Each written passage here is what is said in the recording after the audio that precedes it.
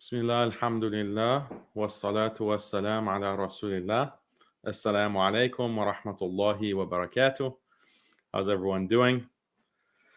We're here for a post-debate analysis where I'm going to look at the debate that I just had with um, JF, also known as Papa Jeff.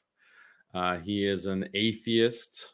He's kind of a controversial figure online, and he's debated a lot through modern day debates, and that's modern day debates set up this debate. And alhamdulillah, I think it was a good debate. It was a interesting conversation. It definitely surprised me, what happened with that.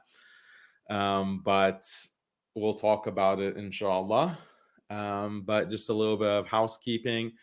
I'm going to be looking at the chat throughout the commentary and analysis. So I'll look at your comments, inshallah.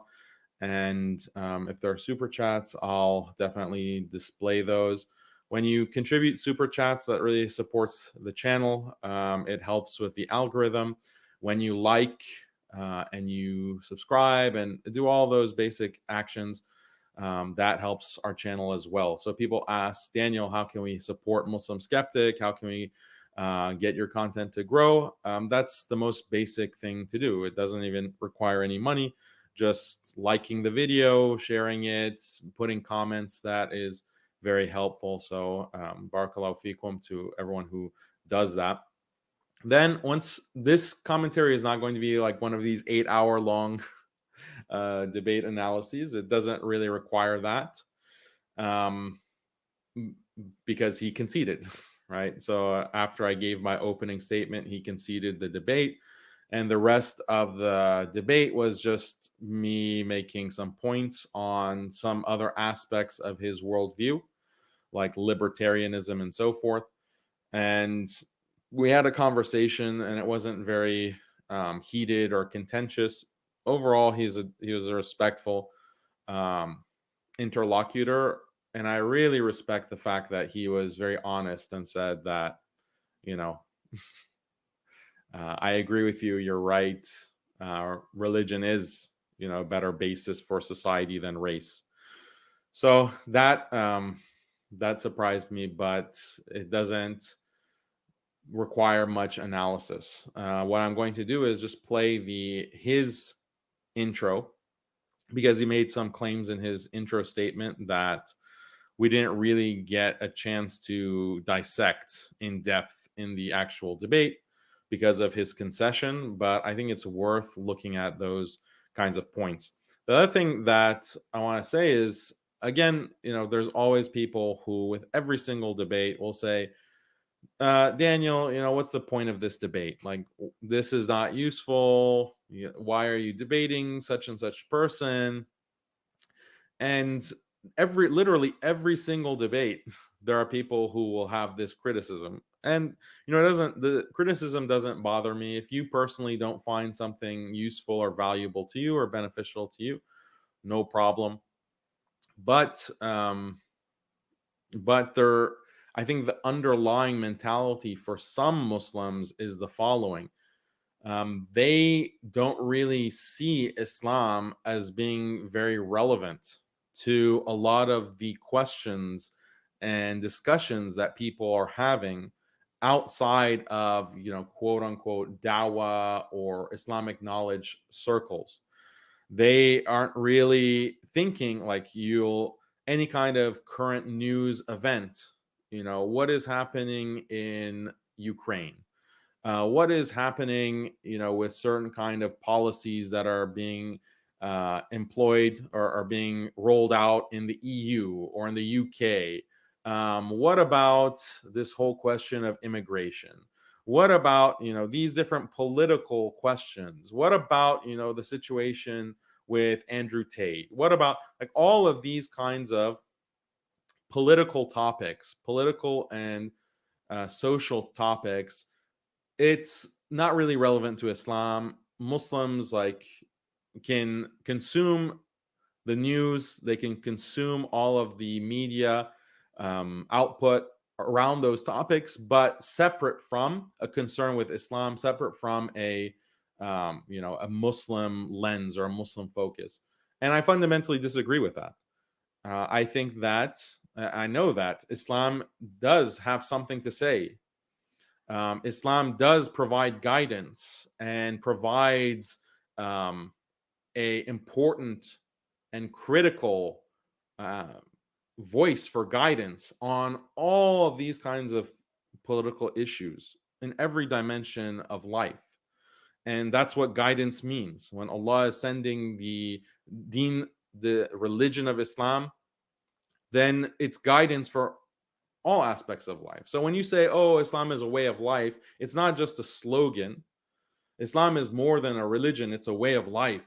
Okay, then one proof of that is Islam is relevant, supremely relevant to these kinds of debates, societal conversations, political issues. It's actually the secular mentality that thinks, okay, we can debate Islam like we're going to really dissect the minutia of certain theological debates or certain theological issues. We're going to, argue, does God exist or not? Forever. Like that's the only relevant debate that we can ever have is, does God exist? Like that's a very secularized mentality. And you see that especially amongst Christians. Like that's usually what Christians who are debating as Christians, they talk about those kinds of theological issues relating to, does God exist, the status of the Trinity, etc. But we don't have that kind of secularized mentality. We know that religion is applicable. Islam is applicable to every dimension of life. And if that is the case, then we should be debating on these issues, on topics like, well, what is better for society? A race-based society, a democracy, a monarchy? Islam has something to say about that question. So we can debate it. We can bring reasoning.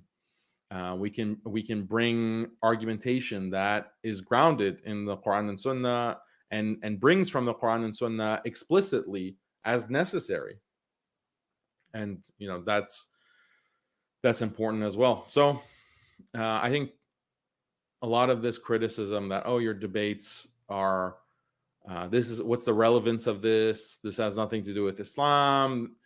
This is coming from some of this is coming from a secular mindset. That's my assessment, at least. Okay, so let me share the screen. Here's a comment. Please debate more intelligent people. I think I have debated a lot of intelligent people and some obviously not very intelligent people. So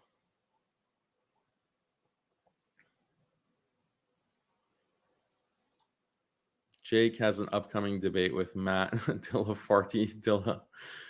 I don't know who Dillafarty is. I know who Dillahunty is. And Jake, our brother Jake, I think is going to have a debate soon with an atheist. So I'm looking forward to that. Brother Allegation Hunter, wa alaikum assalam wa rahmatullahi wa barakatuh. Good to see you. This doesn't even need an analysis. The atheist conceded everything. He conceded, but he still made some points I think are useful to analyze.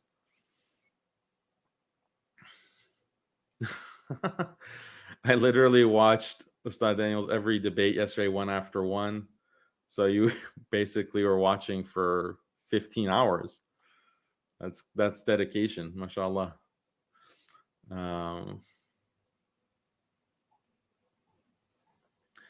Yeah, so let me share my screen. Looking forward to your debate with Mike Jones. Yeah, we have a debate with, I think his name is Inspiring Philosophy, but he's a Christian, Protestant Christian. And we're going to be debating the age of Aisha and minor marriage. So that should be interesting. He challenged Muslims He called Islam barbaric, and he insulted the Prophet sallallahu alaihi wasallam. Or I mean, I don't think he directly insulted the Prophet sallallahu alaihi wasallam, but he just made disparaging remarks about this idea of minor marriage. So we're gonna debate it. It's going to be after Ramadan, inshallah, and I think it's gonna be in-person debate. So inshallah, that will be very interesting.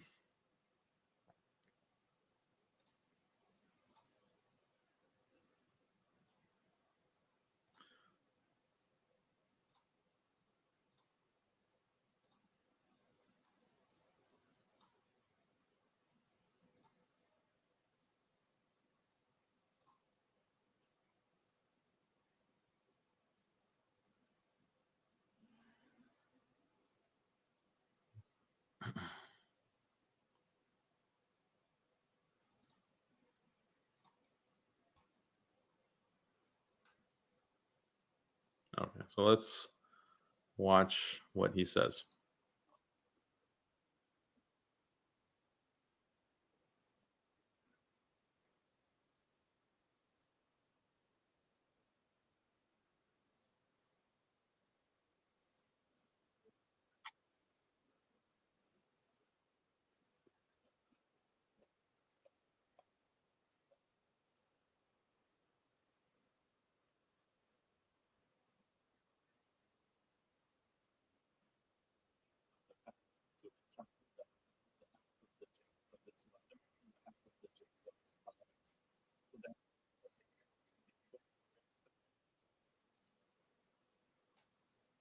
There's no sound. Okay. I thought I shared the audio. Let me just figure out why.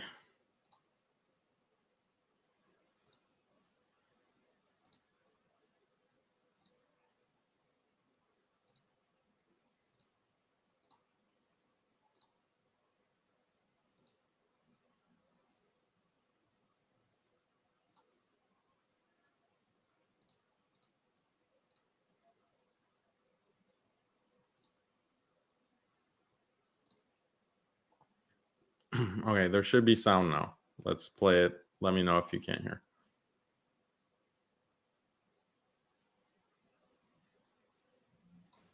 Hello, everyone. Should society be based on religion or race?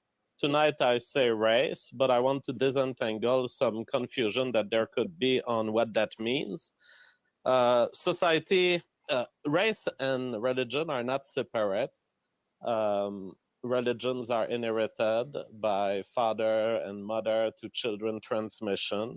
They are therefore passed on according to the genetic line, and they are passed on by the genes of the parent to a child that has half of the genes of his mother and half of the genes of his fathers. So there are definitely links between race and religion. They are attached to each other. What I mean tonight is that if you have to make a choice between the two, and sometimes in current days we have to make a choice between the two because certain religions have been so opened as to include any population that would want to join them. The way Catholicism has spread from being a Europe-centric religion and eventually became a worldwide religion, that is an example of how religions can overextend. And that is what I mean by race ultimately is more important than religion. It's that when religions give up their base and when religions stop caring about race and stop caring about being exclusive to a geographic or ethnic subsection of humanity, then they will become absolutely unpredictable of the outcomes of a society. That is, a society based uniquely on religion will not be comparable to another society with the same religion if there is massive ethnic differences between the two. The first thing that Okay, so if you understand this, what he's claiming here, he's saying that when a religious group starts spreading and expanding, and the religion actually spreads to other ethnic groups or other racial groups, or because of immigration, you have more ethnic or racial diversity within one particular religion, then religion becomes less and less relevant, and until religion becomes completely irrelevant and has no effect on the direction of society.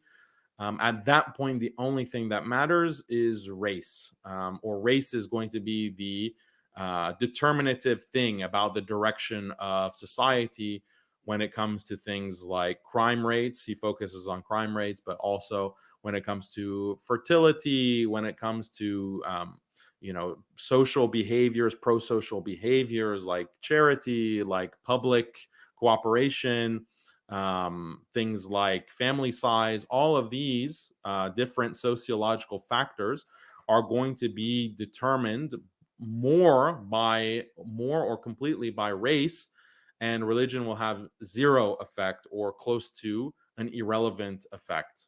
That's his basic point so far. Needs to be said is that race ultimately is the nuclearization of genes, the clusterization of genes, such that certain groups of people, white, black, Asian, have different genes. They have different frequencies of gene alleles in the entire human population. And the Asians are closer to each other genetically with other Asians. The blacks are closer to each other genetically with other blacks, and the Europeans are closer to each other than they are to any of the two groups previously mentioned. So we have to ask, what is the power of genetics ultimately to determine the power of race in determining outcomes in society? And my favorite study for this is a meta-study that regroups a lot of data from many twin studies. The study is called Dissecting Polygenic Signals from Genome-Wide Association Studies on Human Behavior. And in figure 2, you have a beautiful layout of all known cognitive human behaviors and their relationship and how much of their variance in society is caused by genes. Just to give you a short subsample of what they talk about: schizophrenia, bipolar disorder, cannabis use, depression, alcohol dependence, same-sex sexual behavior, number of children, IQ, income, educational attainment. All of these variables have huge contributions from the genes, as is assessed by twin studies. To give you an example, IQ, 80% of the variance in society is determined by genes. What does it mean? It means that if religion or any cultural factor is to be explaining differences in intelligence between people, it's always going to be within that 20% left that is not explained by genetics. Genetics explain 80% of the difference between intelligence of various people within a population. Therefore, all environmental factors taken together can only explain 20% in and of themselves. Now, so he talks about intelligence and how 80% is determined by genetics. So what does this mean? This is something that I'm not a biologist, but I've studied a lot of biology and I've read a lot of biological scientific studies, um, a lot of it related to evolutionary biology. But what is meant here by 80% is determined by genetics. So if you look at people who have blue eyes, um, everyone who has blue eyes has a certain gene. They have a certain gene, and whoever has that gene is going to have blue eyes. So that means that 100% of explaining, or blue eyes are explained in JF's terminology, 100% of having blue eyes is determined by genetics, or the color of your hair, for example. Other physical characteristics as well, but then there might be a little bit more difficulty of determining which genes exactly are correlated with which phenotypic characteristic, like your height, for example, or your propensity to get cancer or heart disease. That's what genetic research is all about. It's about determining, well, is there a specific gene that will determine this trait, this characteristic, etc., of a human person? Because according to medical science, if you identify the gene, then maybe you can focus treatment in certain ways in order to cure the disease or genetically modify people, etc. But that's what it means. So with IQ, he's saying that, okay, people who have a certain level of IQ, that can be explained 80% by the genetics, as opposed to environmental factors. So this is all about nature versus nurture. And I don't know why he is specifically focusing on IQ, because IQ, like, we can concede for the purposes of this debate, and it's not like a big concession. We can concede that, yeah, IQ is something that is affected heavily by your genetics, by your parents, your grandparents, etc. I don't think that that's a controversial, or that is a controversial claim, but Islamically speaking, I don't think that's a controversial claim, because as Muslims, we're not IQ fetishists. We don't say that IQ is the end all be all of society and what is happening in what will happen in your society. You have many high IQ societies that are extremely problematic, and that commit all kinds of atrocities and endanger the entirety of the human race. And we talk about it later in the debate, actually. People or societies with high IQ tend to have all kinds of negative characteristics. And one of them is this constant technological progress that destroys traditions, destroys human life, and leads to something like nuclear technology, or it leads to something like gene editing and the kinds of things that are actually going to completely destroy the human race if they're left unchecked. That's driven by IQ. And as I mentioned in my opening statement, JF is very concerned about gene editing. He's very concerned about gene editing because he believes that even a slight amount of gene editing, like even the kind of eugenics where you say, okay, someone is born with, or a fetus has Down syndrome. They do a genetic analysis of the fetus, and they say, okay, this fetus has Down syndrome. We need to abort that baby, or Huntington's disease, or some other kind of genetic congenital disease. We need to abort the baby. JF says even that is tampering with humanity's gene pool, and that is a type of selection, artificial selection, that is going to threaten the human race. Let alone technology like CRISPR, where they're literally messing with the genome and creating these kinds of test tube babies, test tube embryos. That is even worse. So his belief, and he argues this in his book, The Revolutionary Phenotype, this is something that will threaten the existence of humankind. And he makes an interesting argument to defend that. But what societies have reached a level of technology where they can literally edit the human genome?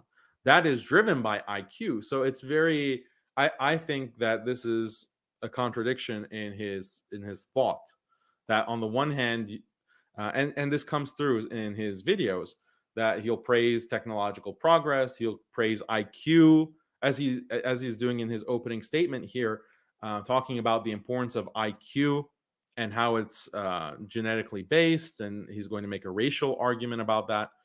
But at the same time, he recognizes that this high IQ will eventually lead to the extinction of the human race if it's left unchecked.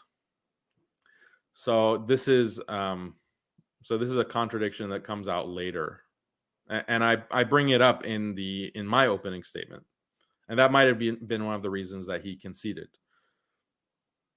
Now, that leaves a very little place for religion. And that's totally in line with what we see in the world. We see Christian societies that are in Europe, and they have an average of 100 IQ. We see Christian societies in Africa, and they have the average IQ that is in the countries around it, the African countries around it, which is a lower IQ. And you go into groups of Asian Christians, and they are around the Asian IQ measures. So all this to say, and all of the cognitive behavior. Yeah, so here's a good comment. IQ tests are like GRE quant tests. People in advanced economies perform better because they have access to better education. GRE test results can improve a lot through practice. Biology has some, I guess, effect, you want to say. But maybe, or maybe not. Maybe there is actually a variation in the way that he's describing it in IQ. And as Muslims, like, is this really a big deal? Like, to acknowledge that there are differences between the races in these kinds of ways? I don't think that there is anything that contradicts Islam. I don't think that we have to be committed to this idea. And I've said this in prior streams and prior debates. Like, I don't think we have to be committed to this idea that there's, everyone has the same potential for IQ, regardless of your race, ethnicity, or genetics. I don't think we need to be committed to. Why should we be committed to that? Like, what in Islam commits us to that? It's only, again, this is why I say we're not IQ fetishists, where we think that IQ is, oh, high IQ makes you an amazing person. No, what makes you an amazing person, what makes you a good person is taqwa, is piety, is love for Allah and His Messenger, sallallahu alaihi wasallam. That's what makes you a good person. That's what makes a society a good society, a healthy society. We have to reorient our understanding of truth and reality on the basis of Islam, not on the basis of certain kind of politically correct talking points, left-wing talking points. And this is what makes some of these debates pretty easy, because if you go against someone like JF, for example, he's used to debating a left-wing type personality who is going to really have a problem with this idea, with this point about IQ, and is really going to fight him on it and try to establish, despite a lot of empirical evidence, that no, everyone's IQ across race, like ethnicity and race, has nothing to do with IQ differential. And the debate is going to just be about that. That's why I think he thought that I was going to have that position, and he was going to really spend a lot of time establishing that. But I don't have to fit into that kind of dialectic of left versus right on this issue of IQ. I can, as a Muslim, I can just bypass that whole debate and get to something more significant, something more important, which is Islam. That's the benefit of not being, this kind of drone or NPC where you can only think in terms of left and right binaries. That's the benefit of basing your understanding of the world on Islam. So, but the point that he's making about IQ, like, he doesn't, other parts of his ideology and worldview conflict with his emphasis on IQ. So even from his own perspective, this is a contradiction to be emphasizing IQ so much in a debate about what is best for society. Having a high IQ does not necessarily improve your society. Increasing the IQ rate doesn't improve your society. High IQ people tend to have less children, They tend to commit suicide at higher rates. Like there's all kinds of negative things that are associated with or correlated with high IQ. Who said people who have high IQ live better lives or live more enjoyable lives? So you can analyze it from a sociology level or an individual level. There's no reason to be committed to IQ fetishism.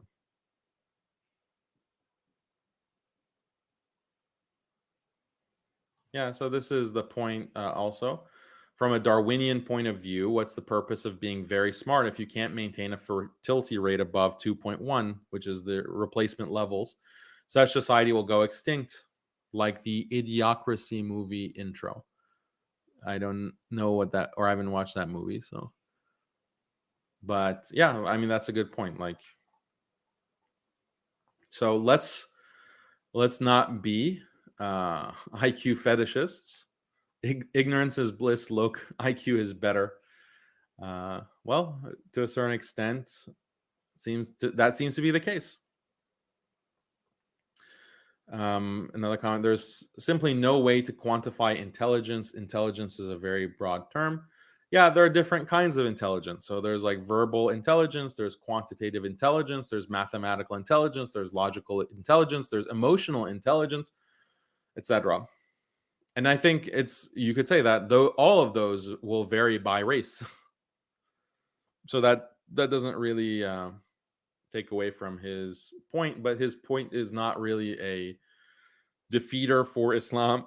It's not a defeater for, or it's not like a point in favor of his position of race-based society versus religion-based society. Of humans listed in that study, they all have a minimum genetic contribution of 25 for things like number of children, but the vast majority are hovering around 50% at least. That is 50% of the variance on all measures that we know of in society is explainable by genes. There is no equivalent predictive power from any religious measure that's ever been in African countries around it, which is a lower IQ.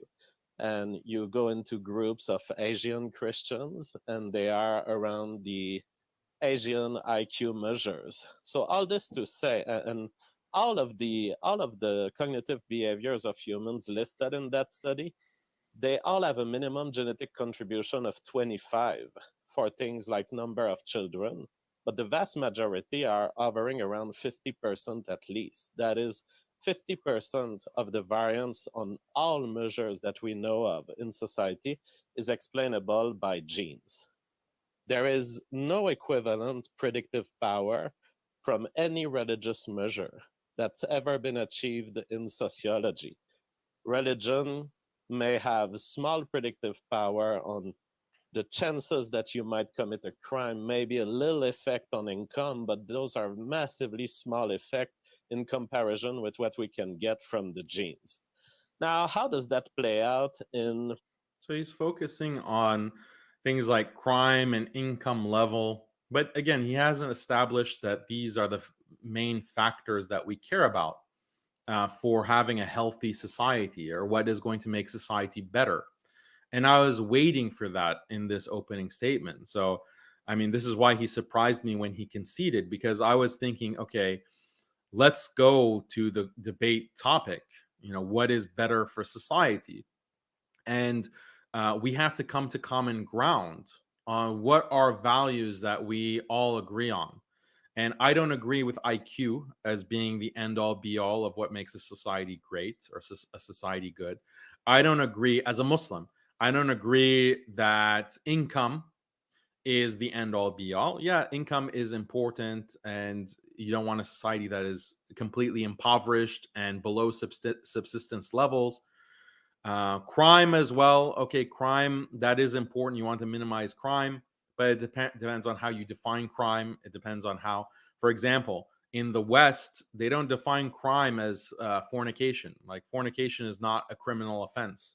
But where do you see more of this crime of fornication? In Muslim countries or non-Muslim countries? So how can you say that religion has no effect on crime when that really depends on how you define crime. If we define crime as this adultery or fornication, then clearly religion has a huge impact. Religion has a huge impact on that crime rate.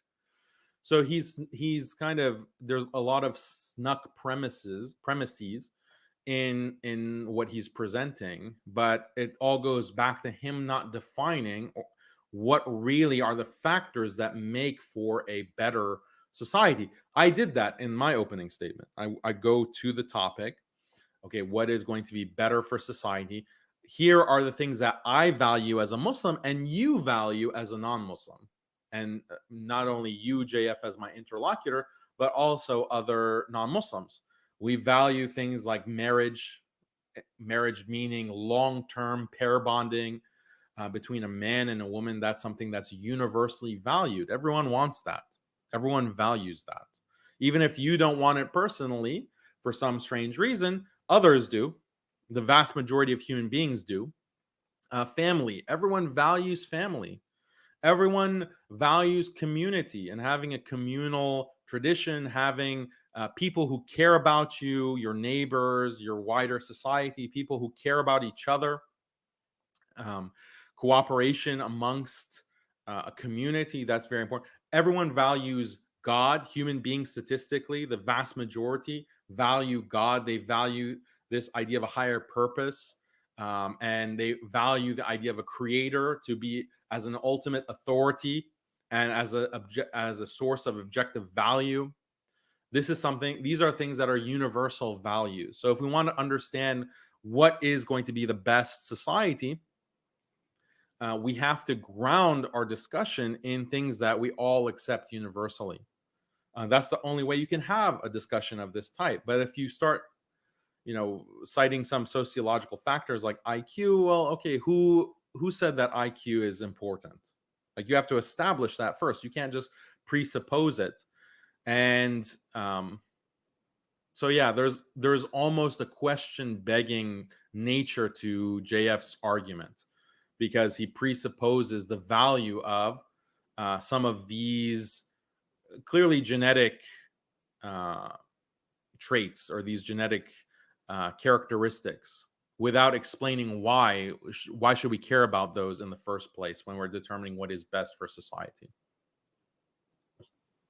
Something like murder rates. And I think that murder rates are an illustration of the degree of violence in a society.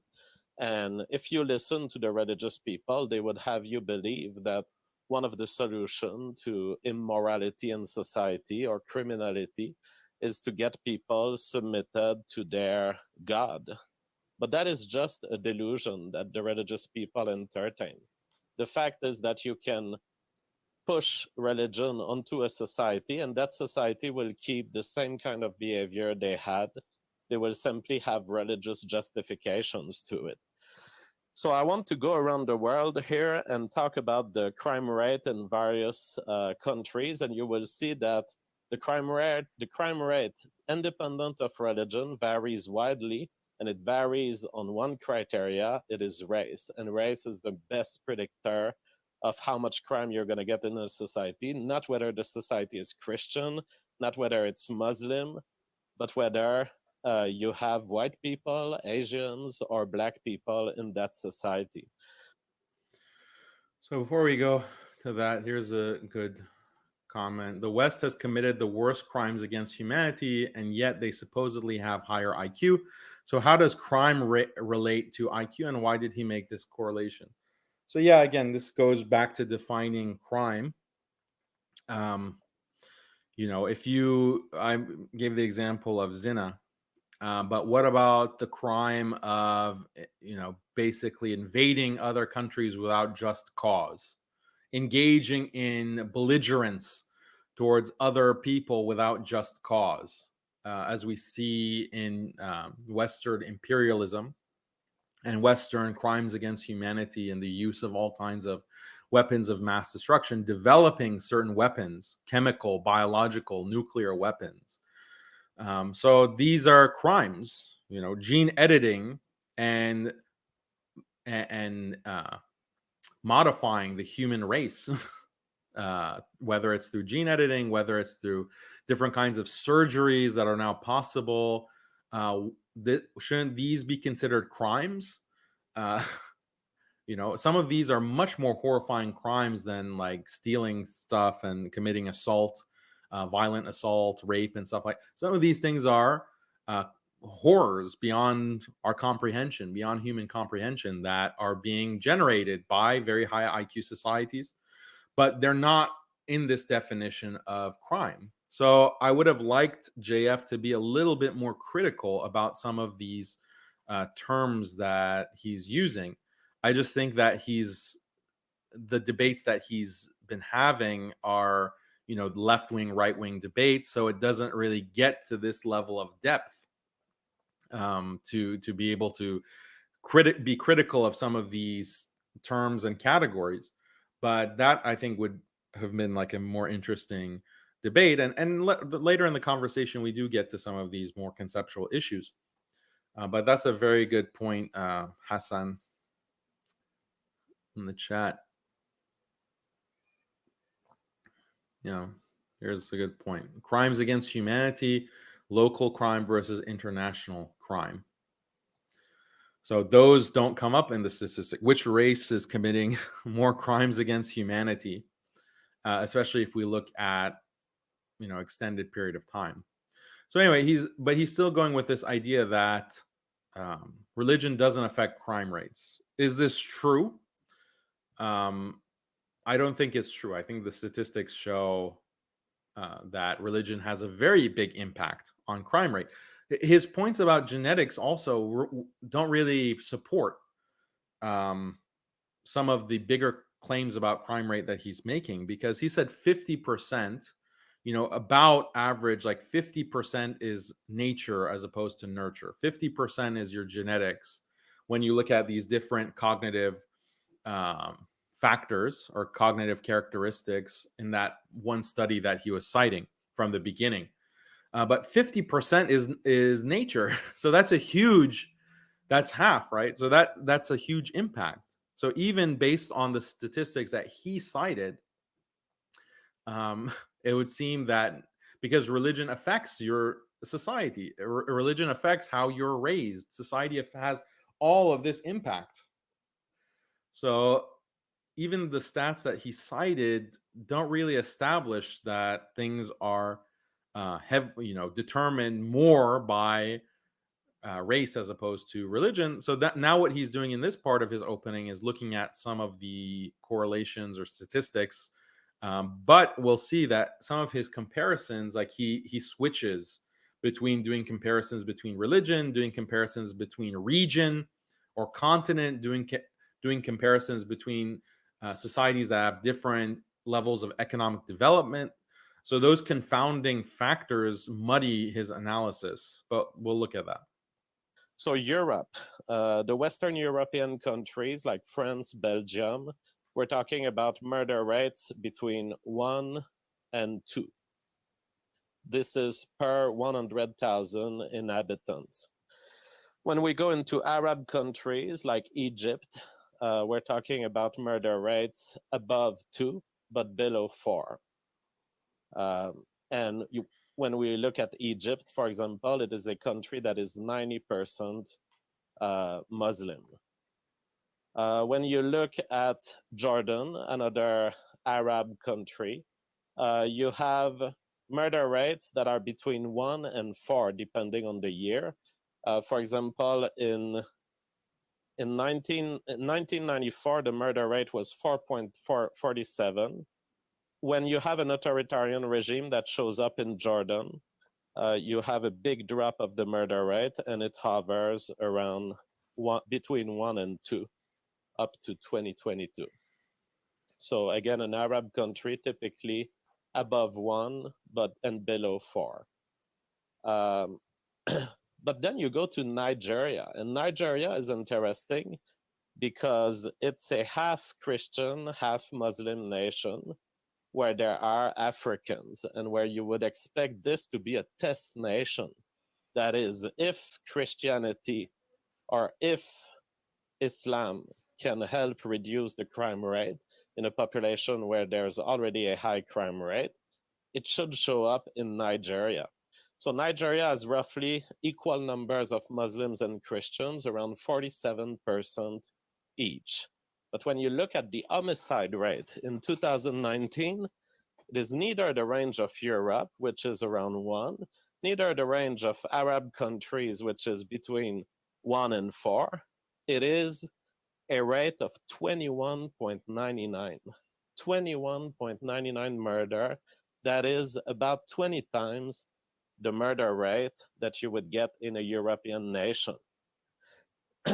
Now, we're talking about a both Christian and Muslim nation, and so the question comes in, are these murders committed more by Christians or more by Muslims? Well, when you look at the murderer by religion, Christian and Islam commit almost equally the same number of murder. Look, for example, at 2011, 46,000 for Christians, 35,000 for Islam. Now, you might say, okay, there's a slightly lower homicide rate in the Islam population. Hey, why is it saying that's slightly lower? That's like a 20 to 25% lower rate between Muslims and Christians.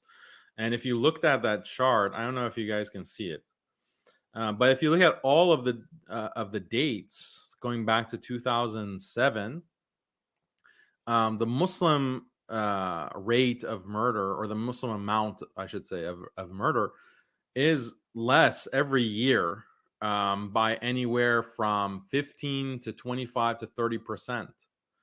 So that is a significant difference. He just says it's not significant, but I don't see like the bell curve. I don't see like it could be even close to one standard deviation of difference.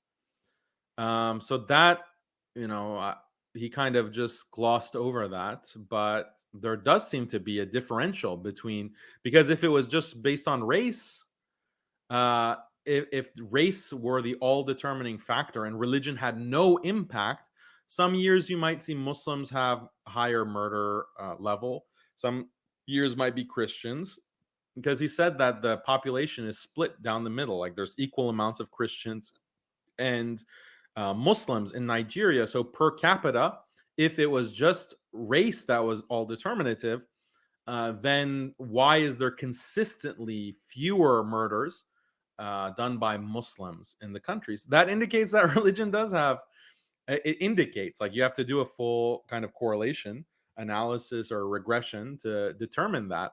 But he's not doing that kind of analysis. And even what he's just saying by looking at this one chart does not reflect the data that he's showing us in this screen share. So that's a weak point by JF. This chart contradicts his claim that religion has no effect. He only looks at 2011, but if you look at the prior years, it's very clear that there is a pattern. 46,000 for Christians, 35,000 for Islam. Now, you might say, okay, there's a slightly lower homicide rate in the Islam population in Nigeria, but we're still talking orders of magnitude, one order of magnitude above anything you could see in Europe, anything you could see in an Arab country. Yeah, so then he switched. I think like he realized maybe while he was speaking that the chart goes against his point. And he switched to comparison. Instead of comparing Christians and Muslims within Nigeria, he switched to comparing Nigerians to Europeans. So that's what I mean by switching the frame of comparison. Because once you start comparing African countries to European countries, then economic development becomes much more significant in the difference in rates. So later in the debates, like I say, look, I can even concede. I can even concede to you that, yeah, there are differentials based on race in violence and antisocial behavior. Let's just concede that for the sake of argument. I don't actually believe that, because that does contradict Islam. That does contradict Islam, the idea that certain races are more inclined to do evil things, they are more inclined to commit crimes that are like violent crimes. I don't believe that. I believe that people are affected by their environment mostly. But it just becomes a question of, well, what in the environment is causing a differential on the basis of race? So what I propose, like the typical liberal or left-wing argument, is that, well, different groups don't have the same access to education, and there's a differential in access to education. There's a differential in access to economic development, and that explains the differential in crime rate. But that I don't think is the strongest argument. I don't think that's the strongest argument, because then you can do other kinds of comparisons that show that account for education levels, that account for economic development levels, and you still see a higher crime rate. I think a better explanation, and I gave this in the debate, is that different races will have a different reaction to the loss of kinship-based society. They'll have a different reaction to a society that has lost the family structure. Societies that are liberalized and have this kind of freedom of religion, and everyone practices individual freedom. Because what liberalism does is it atomizes society, as we've discussed many times. It liberalizes society. It destroys the family structure. It destroys communities. It destroys the kinship structure of society. And that can have a differential effect on different races. Like certain races, like whites, might be able to be express pro-social behaviors in a more individualistic society. And this is the kind of argument that is made in the book The Weirdest People on Earth by Joseph Heinrich, which I cited in my opening statement. He talks about like these kinds of differentials between race when it comes to individualism, for example, and how that affects pro-social behaviors. And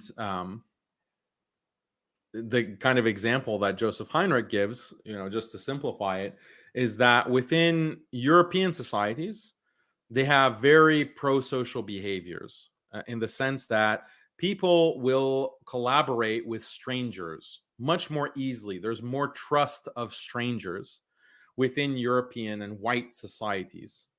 And this has a particular effect, because if you are more willing to trust strangers, people who are not biologically related to you, they're not part of your kin or your family, then that allows you to develop large-scale bureaucracies. And these public institutions that we see flourish within European Western white societies. You have these, because a bureaucracy, like a government organization or a public welfare organization, requires public trust. It requires people to trust each other and cooperate on the basis of, I'm not related to you, but I'm going to help you. I'm going to cooperate with you. I'm not going to harm you. And therefore, we can organize and over long periods of time and build. So that's great, right? This shows how the white race is going to develop civilization, and the white race is, doing such a great job in leading humanity to new heights of technology and innovation.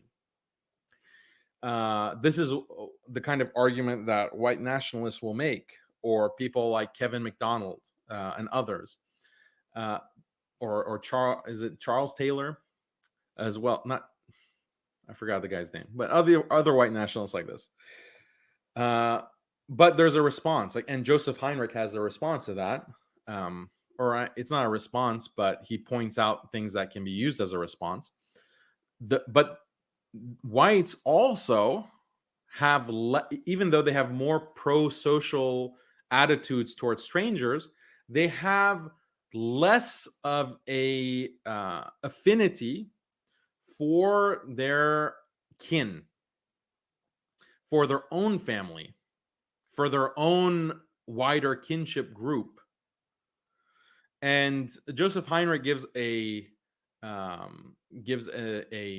historical explanation for how the white race has developed in this way. He goes back to the history of the Catholic Church and certain Catholic doctrines that reduce the size of families in Europe. Basically, Europe was highly tribal, highly kinship based, and then the Catholic Church had certain doctrines like making cousin marriage illegal.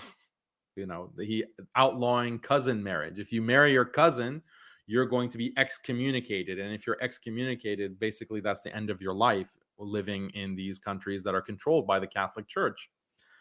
So this doctrine of no more cousin marriage, no more polygyny, no more having multiple wives, this has a big impact on the family size within Europe.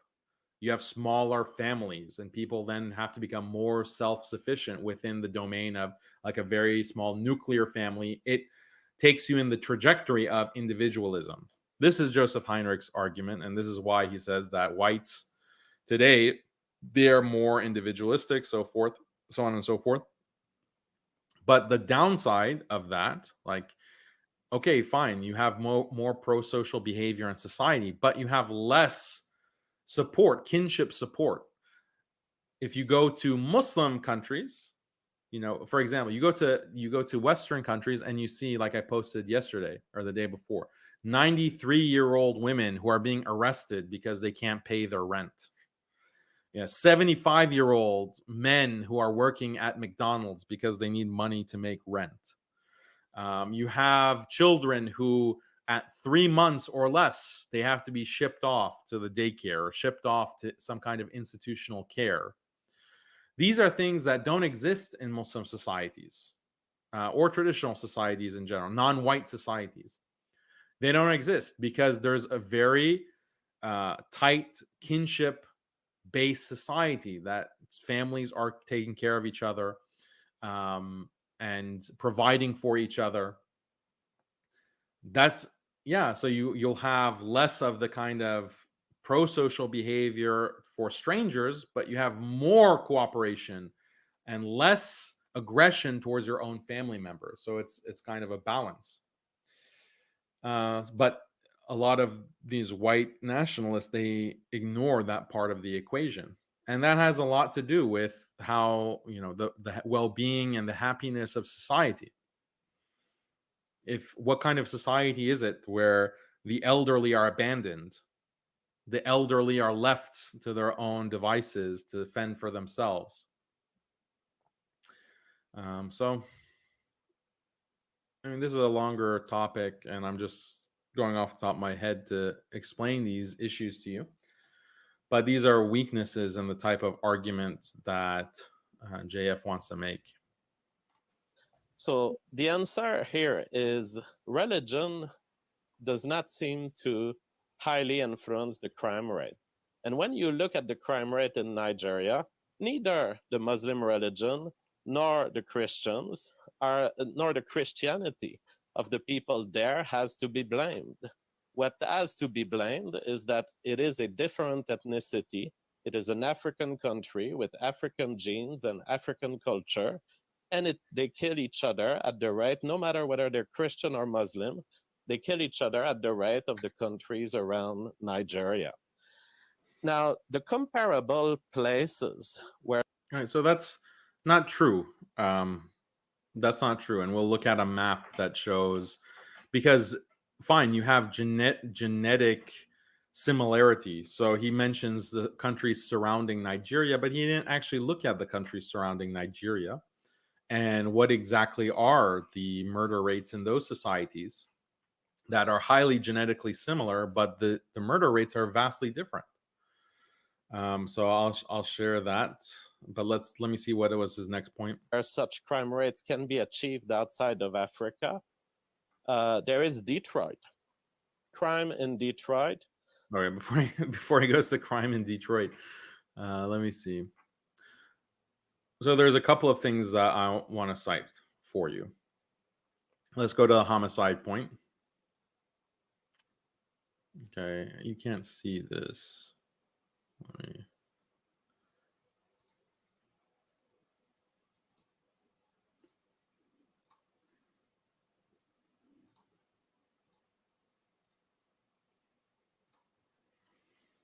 Okay, so this is what I wanted him to share, but he couldn't share it or he didn't share it. I sent him the link to it though in the live debate. And this shows it's ourworldindata.org. So this is a reputable website with official data. And it's looking at exactly the same metric that he was looking at, which is the number of homicides per 100,000. And this is also looking across a number of, so this is a snapshot of 2019, but we can go back in time and see how these rates change. So that in itself, like you see, even within countries, like there are big, when I just slide through the years, some countries are pretty stagnant, but other countries you see like they're flashing different colors. So this says that, okay, how do you explain that? Because the racial demographics are not changing in these countries at this kind of dramatic way.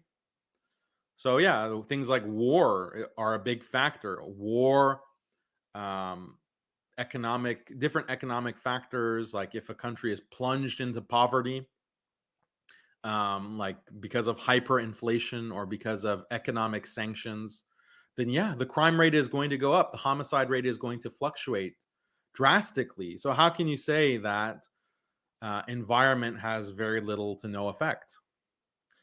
But I mean, he might say that, okay, fine. He might concede, okay, it has an effect, but ultimately, race is going to be more of a factor. But even then, that kind of explanation doesn't work, because even within one particular year, so here's Nigeria. Okay, so this is in the mid-range. It's actually comparable to the US. It's much greater, like the homicide rate is much greater in Nigeria as opposed to France or Spain or the UK or Germany or even Italy. But US, okay, he'll say that it's because of a certain race. Certain racial groups have a higher rate. That's why. Okay, fine. Don't compare Nigeria to the US. How about Nigeria compared to Russia? So Russia is, an order of magnitude greater in its homicide rate in the same year. And Russia is more ethnically uniform than the United States.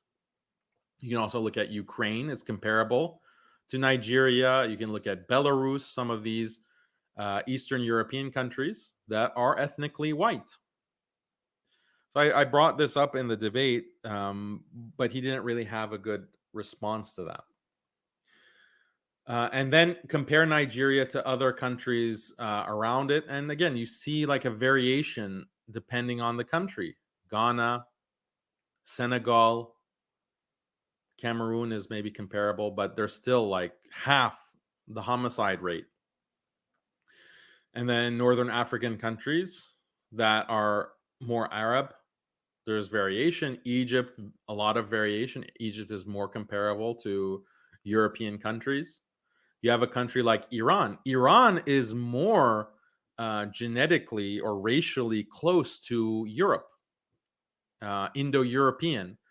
Iranians are Indo-European, so they're more genetically close actually to Europe, but their homicide rates are similar to some of these African countries.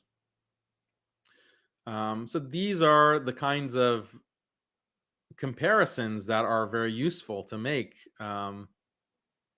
because it's just too many variables to account for. You have to account for race, fine. You have to account for economic development, fine. You have to account for different political factors like war. All of that is going to have effect which muddies the analysis, and it's not going to be fair. Like if you have a selective comparison, let's look at Nigeria versus France. And look at the difference. That can only be explained by race.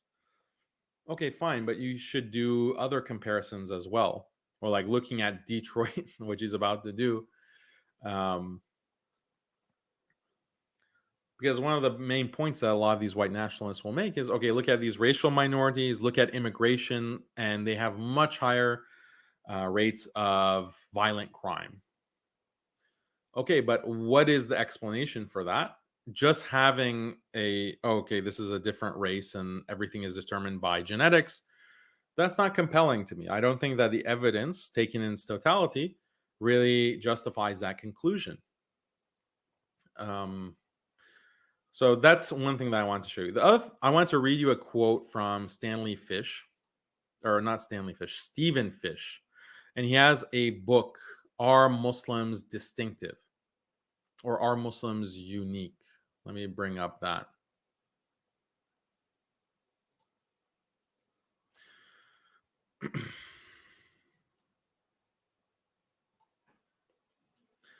So Stephen Fish, Are Muslims Distinctive? I cited this in the debate as well. And Stephen Fish, he has this whole book. He's not a fan of Muslims, by the way. He's not like some pro-Muslim or pro-Islam author or sociologist, but he says this about murder, about homicide. He says, the differences are dramatic. Muslim societies have a much less severe problem with murder than do non-Muslim societies. Intentional homicides per 100,000 people for Muslims is about 2.4. For non-Muslims is about 7.5. And then he says, if you compare the murder rates in the largest Muslim and Christian countries, the discrepancy is even more dramatic. 2.1 homicides per 100,000 versus 11 homicides per 100,000 in the largest Christian countries. And when he says like there's a dramatic difference in the homicide rate between Muslim and non-Muslim societies, his analysis is controlling for things like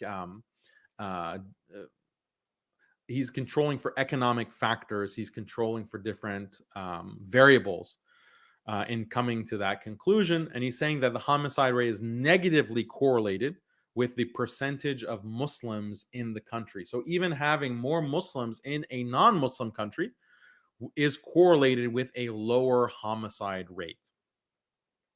So this is clear evidence of an impact of religious belief. What else does religion impact? Because again, JF is saying religion has very little to no impact. We looked at the homicide rate comparison, but have you seen this map or this comparison?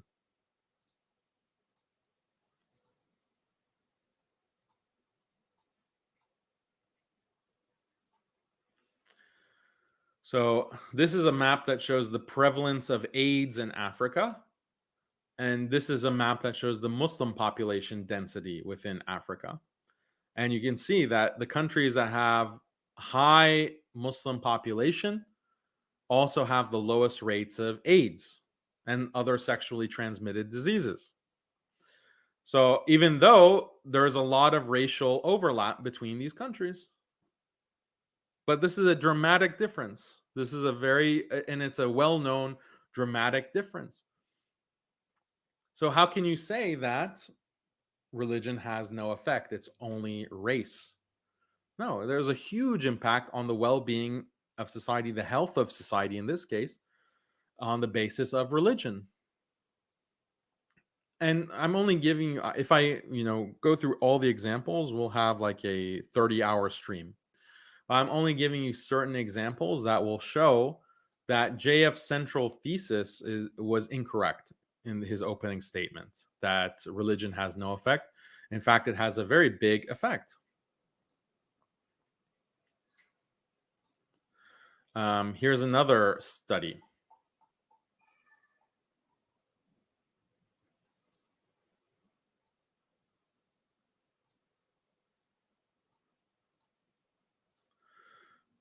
Okay, hold on. Divergent effects of belief in heaven and hell on national crime rates. So just the belief in heaven and hell has an impact on crime rate. And actually, Joseph Heinrich cites this this kind of divergence as well. Also, Aaron Naranzian cites this in his book Big Gods, that there is an effect not only on like between religion versus non-religion, but even specific doctrines. Like the crime rate in societies that believe in an afterlife but don't believe in hell versus societies that have a belief in heaven and hell are also divergent. You have more crime in the societies that don't have a doctrine of hell. And there's actual experiments that Joseph Heinrich cites, psychological studies, where they bring people of different religions and do tests to show whether a person will cheat for his own benefit on the basis of, you know, his religious background or race or ethnicity. And belief in God, specifically belief in an all-powerful God, reduces the rate of cheating. Belief in hell, belief in punishment, reduces the rate of cheating and crime. This is an established fact in all of these psychological and sociological studies. So here is a chart that shows the this fit line that shows it clear as you proportion of nation that believes in heaven minus the proportion that believes in hell. So as that goes up to 40%, the crime index score also goes up. So because that means there's fewer people who believe in hell in these societies. And then they're organized by Roman Catholic, non-Catholic Christian, Muslim, and other. So you see the Muslim countries are all at the bottom of the crime index.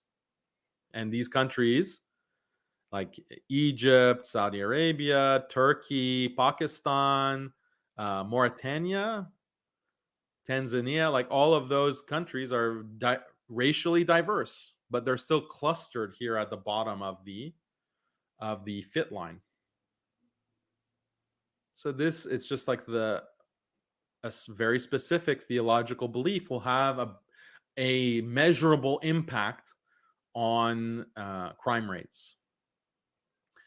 So this is something, these are the kinds of studies that speak against JF's thesis in his opening statement. There's another chart that I want to show you that should be like the final thing I want to show you here.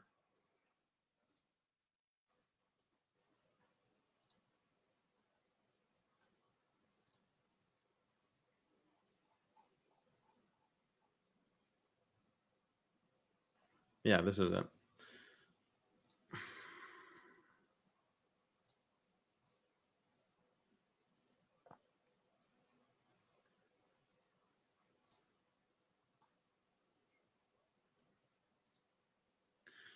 Okay, looks like I need to make it bigger.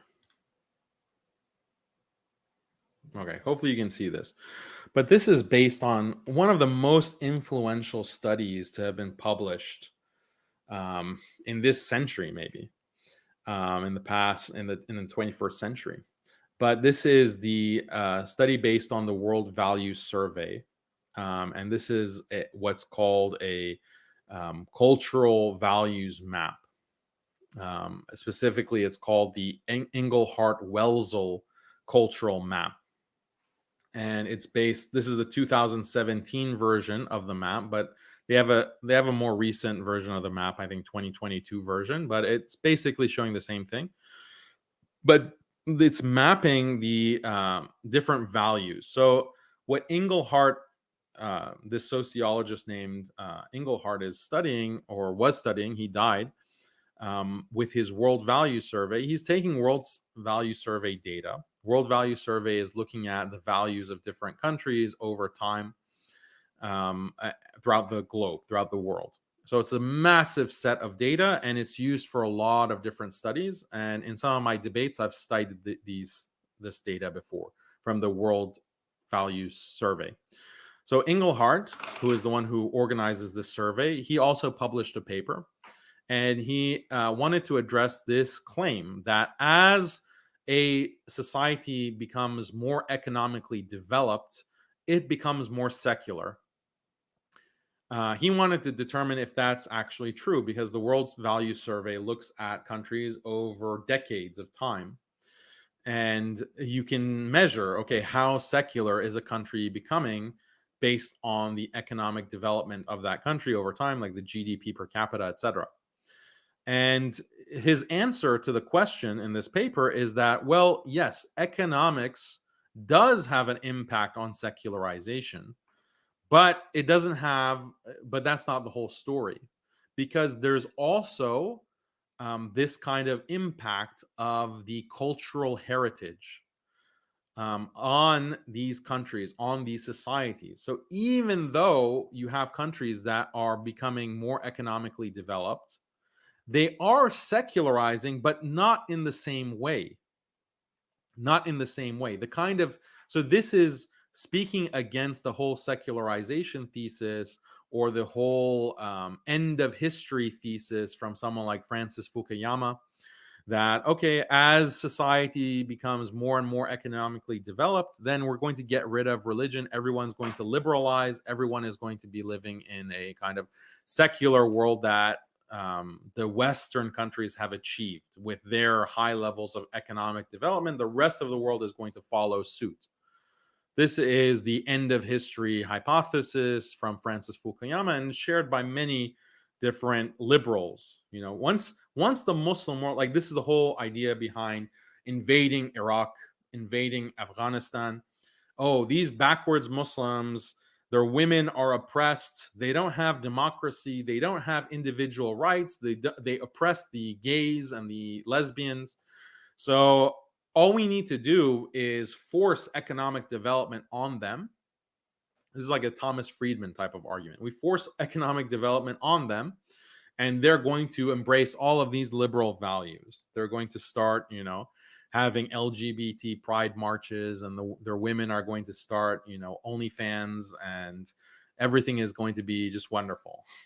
All we need is more economic development in these countries. So we invade and we establish that. Like, that's the whole charitable, or that's the whole philanthropic or altruistic motivation for invading and bombing Muslim countries, invading and taking over Muslim countries.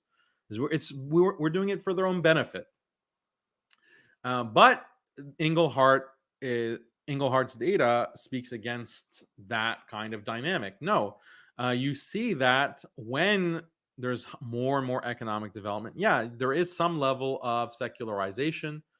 There's more self-expression values within those societies. Like, self-expression is correlated with individualism, is correlated with free expression, liberalization, as opposed to survival. And then secular/rational values versus traditional values. So if you look, there are groupings here. So there's African Islamic grouping, these countries like Turkey, Malaysia, Zambia, Kyrgyzstan, Azerbaijan, Tunisia, Morocco. And then you have like this Orthodox bloc, Orthodox countries like Belarus, Bulgaria, Russia, Serbia, Ukraine, Moldova. Confucian bloc, China, Japan, South Korea, Taiwan, Hong Kong. Baltic bloc, Catholic Europe versus Protestant Europe versus English speaking Latin America. So there are these blocks of countries that they share a cultural heritage, but in some cases, yeah, there is a racial overlap, because the UK, the United States, and Canada, and Ireland, and New Zealand, they are racial. There's a lot of racial overlap in those countries. Same with Protestant Europe, same with Confucian countries. But if you look at the African Islamic countries, there is wide racial diversity here. You have Algeria, Malaysia, Zimbabwe. Like, these are highly racially diverse, yet they're grouped together on this map. So this indicates that, yes, religious heritage and culture has a big impact, has a huge impact. And the fact that you can see a grouping of Catholic countries versus Protestant countries, despite the fact that Protestants and Catholics in Europe are very racially homogenous, this again speaks against JF's entire thesis. Orthodox, I brought this up in the debate. Why do we see such a high homicide rate in Russia when Russia and Eastern Europe are supposed to be racially close to Western Europe, closer than they are to Arab countries, closer than they are to African countries or Latin American countries, but you see this higher rate of homicide. So this map on its own, like, really, this debunks JF's central claim. Here's a super chat. Irreligiosity and high suicide rates appear to be interconnected in Europe, where the population is increasing at a slower rate than other regions of the world. So the population is actually decreasing in Europe, and it is, I think, it's due to the loss of religion, loss of tradition, no doubt about it, because and you see this come up in many debates that I have with liberals, is that the more liberal society becomes, the further away from religion the society becomes, then fertility rates go down, because women are strong and independent and empowered and pursue education and pursue careers. Also, men are not as willing to commit to marriage, not as willing to commit to having children or lots of children. So the birth rate and the fertility rate drops.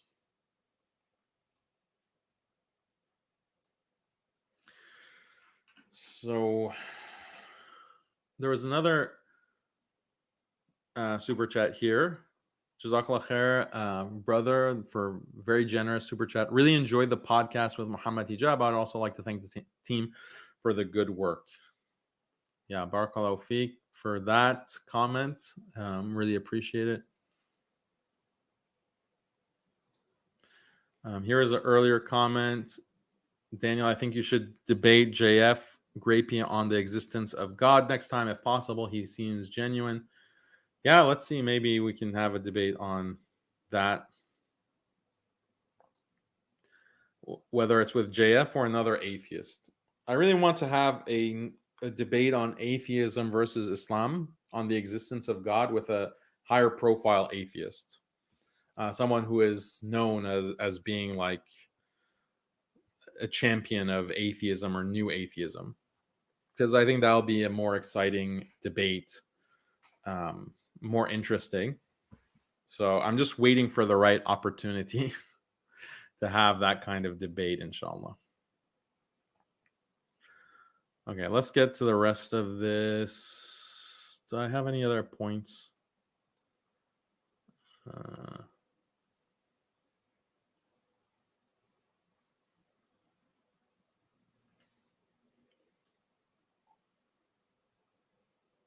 Yeah, so there's just so much statistical evidence demonstrating the impact of Islam and religion in general on people's behaviors and the shape of society, the direction of society.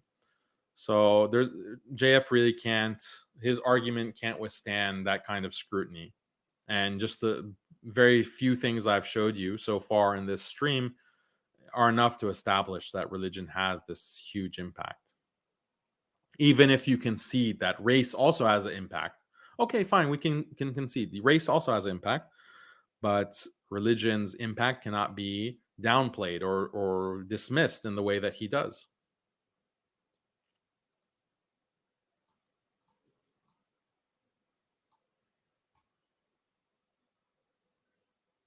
The crime rate in Detroit is basically 41.4, which is above, but in the same ballpark of what we observe in Nigeria.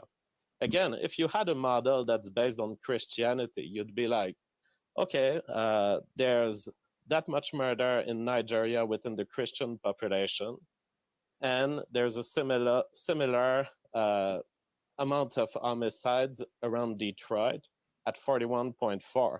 Now, Christianity tells you nothing about this, because if I apply this Christian model to a country of Europe, where most people would be Christian, where the majority is Christian, I'd get down to a rate that's one order magnitude lower than this. Therefore, neither Christianity nor Islam is a good explanatory predictive variable to explain how societies turn. The only predictive variable is genes, and genes can be observed as deploying inside different groups that we call race. Now, how religious, how Christian are these European countries? How Christian is Detroit? I don't think that Christianity has this kind of major societal impact because it's just not practiced. Christianity is not really practiced in Detroit, I think, or in Europe. So I don't think that's the best comparison to make either. We should not forget that even the murder rates that's observed in Nigeria, which is very high, it doesn't even include all murders, because there is often political violence associated with religion.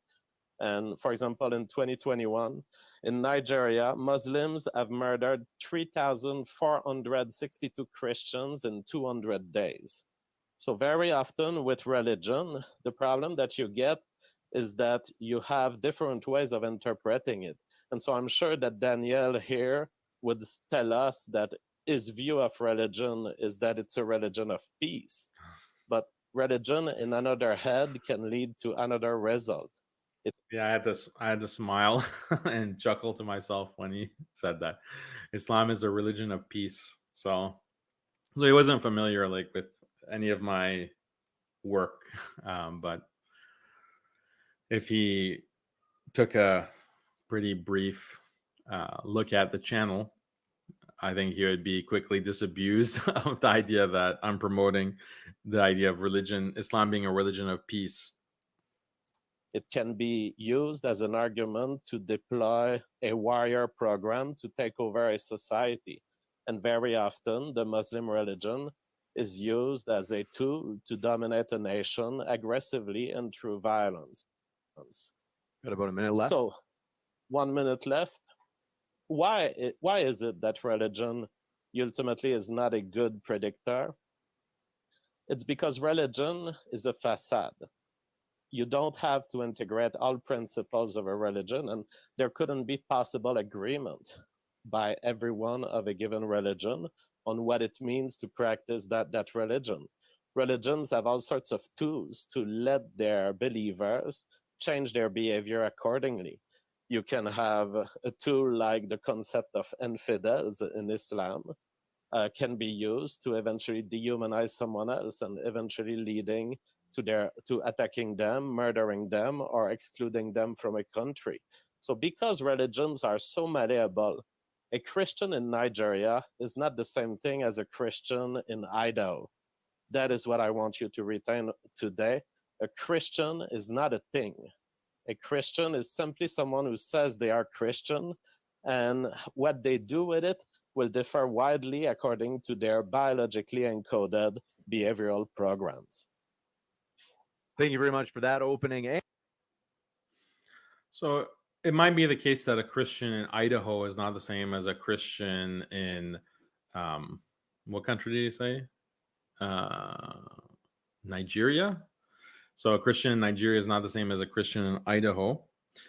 I think that just speaks to Christianity and the malleability of Christianity. But that's not the same with Islam. Islam has, and I mentioned this in the Q&A section, like Islam has much more conformity because it has a stronger, more consistent theology. It has a much simpler theology. Islam has a much more easy to understand theology that is more in line with human nature, the idea of God, one God, simple God that is not like a human being or have like a human body. That simple concept of the creator who is the source of all goodness. That is something that accords very naturally with human beings. And that's the theology of Islam. So, of course, it's going to be more consistent. So, you're going to find Muslims who they all agree on this theology. Whereas Christians, you have an Orthodox interpretation, you have a Catholic, you have a Protestant, and then even amongst those groups, you have so many different sects, and the Trinity is inscrutable, even by their own definition. The Trinity is a mystery; you can't really understand it. So, when what the central component of your theology is a mystery, you're going to have a wide diversity of interpretation of what that mystery means and what is the significance of that mystery, and can you say X, Y, or Z about this mystery, and on and on. That generates a lot of theological diversity. Same with Hinduism. There's just so many different gods and so many different interpretations of those gods. Are all the gods different avatars or manifestations of the one true God? Like, is Hinduism really monotheistic? Is Hinduism really henotheistic or polytheistic? Different Hindus will have different interpretations. It seems all Hindus will acknowledge the existence of one supreme being, one supreme God. That's their fitra. That is their fitra talking. Buddhists as well, when you survey them, they'll acknowledge that they believe in one God, even though Buddhism doesn't have that kind of creator theology, but it's still the fitra. Like, when you do these kinds of surveys, the fitra will come out. But that kind of diversity in theology means that you won't have a consistent pattern across these Buddhist or Hindu or Christian societies.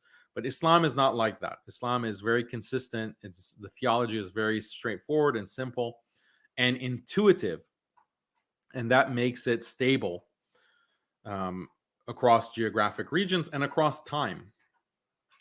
Alhamdulillah. So, all we can say is Alhamdulillah for Islam.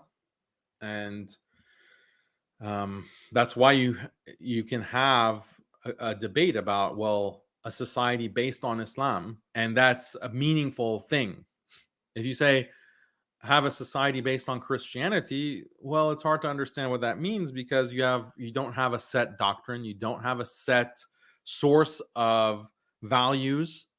Should we take the Old Testament as a source of values, or should we take only the statements of Jesus? Should we take these ecumenical councils? Should we take the papal decrees? Should we take the early church fathers and their statements as the source of religious and moral authority? It's all an open question for Christians. But when you look at Muslims, they will agree. We're looking at the Quran and we're looking at the Sunnah of the Prophet sallallahu alaihi wasallam. So that consistency allows you to talk about, okay, what society should society be based on? What values should society be based on? All right, so I think I've said everything that I want to say about this debate. And now I just want to do Q&A, open Q&A about the debate or about any other topic that you want to talk about. Here's a super chat. Jazakallah khair. Would you say we can compare depression with marriage rate using statistical maps like these? Yeah, you can do all kinds of analyses on this. Depression rates, I know just generally that depression is going up. It's increasing drastically over the past 10 years, and the marriage rate is plummeting in the same time period. So there's definitely a correlation. Is it a causation? You have to do other studies to determine that. Al Hidayah gives a super chat. Love you, brother. Stay blessed. Indian occupied Kashmir. Barakallahu Feek for your super chat. May Allah free our brothers from the boot of Hindutva in Kashmir.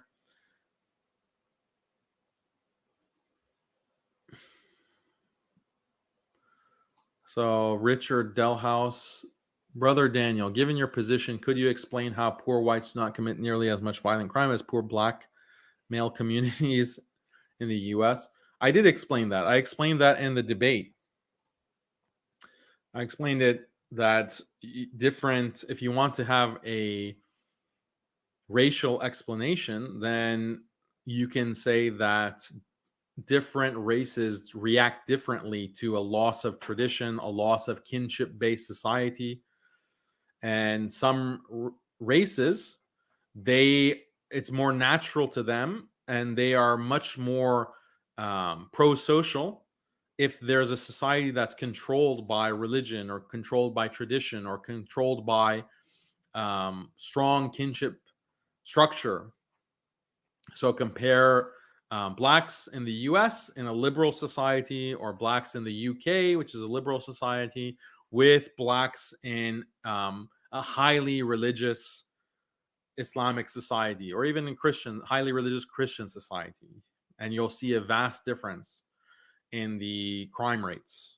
Same with Arabs. Compare Arabs in Italy, like the crime rate with Arabs in Italy or in different European countries, in Germany or whatever, versus Arabs in Arab countries. And there's a huge difference in the homicide rate or the crime rate. So race is really race the end all be all of the analysis when it comes to crime, or is it the environment when it comes to a traditional environment versus a secular environment? That secularization can have a differential impact on different races, I think. And JF said it's possible in the debate. He said, yeah, that's a possibility.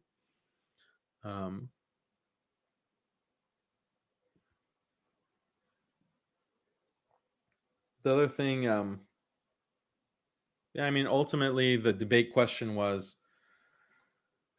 about what's best for society. So even like we have a religion-based society, that makes sense. But what about a race-based society? You have like whites in one country, blacks in another country, Arabs in another country, Asian in another country, Jews in another country. Like, is this really the type of world that is going to be beneficial for humanity?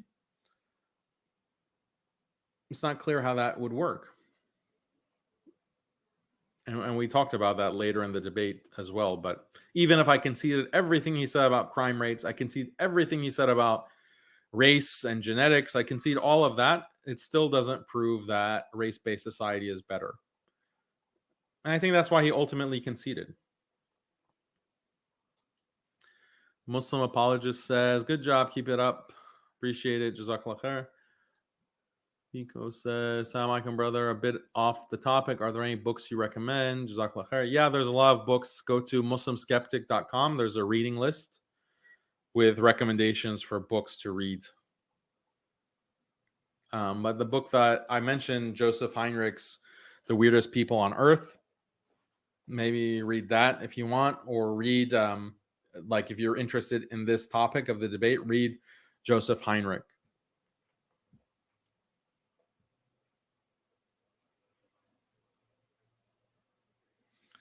This guy keeps spamming. Muslim skeptic, will you repent for making unjust takfir on Muslims by calling them agents of Israel and CIA? Who did I say was an agent of Israel and CIA? You mean ISIS? Yeah, ISIS is an agent of Israel and the CIA. They are. I'm not going to repent for stating facts. So does that mean that every person who likes ISIS, every, ignorant person who is a fanboy of ISIS is an agent of Israel? No, you fool.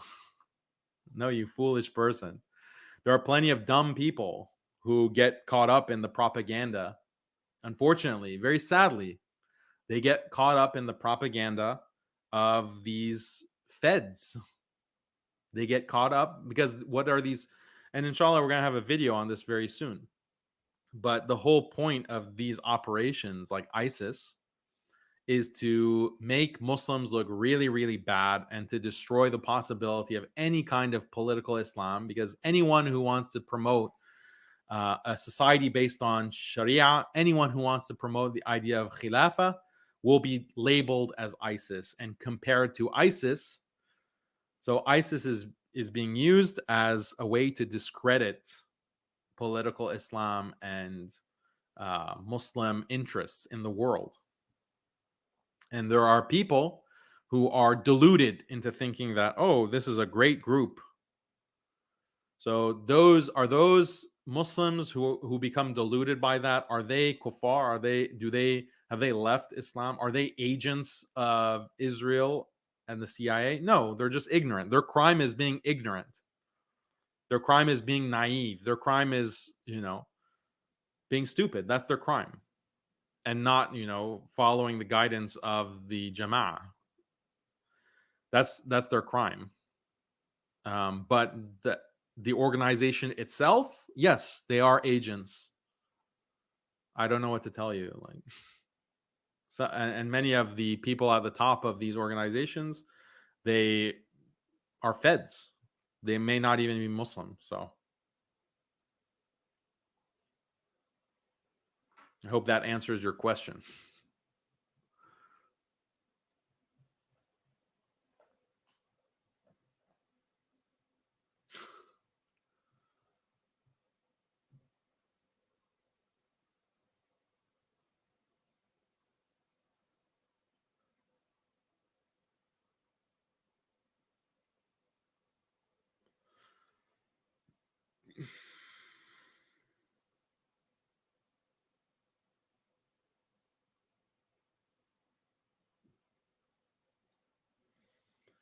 Jazakallah khair for your super chat. Walaikum assalam. Great debate, brother. I have a question. Does red pill ideology affect Muslim men as much as feminism affects Muslim women? No, because red pill ideology is like a small corner of the internet, whereas feminism is the dominant force. It's the status quo within society. So it has a much greater quantitative effect, but also qualitatively, feminism is far more destructive than red pill. Yeah, we don't agree with all aspects of red pill, but overall, red pill shares a lot more with Islam at its core than feminism, whereas feminism is a anti-Islamic force. So I explained this in detail on the channel. We have a video on the channel on red pill ideology. And I give a whole history and breakdown of red pill and what, as Muslims, how we should think about red pill.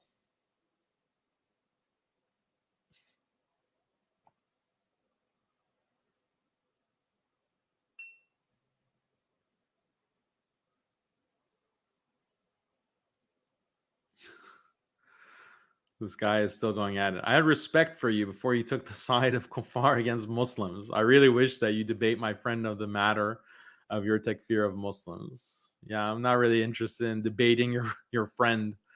But I mean, it's interesting to me that you didn't really respond to the substance of what I said.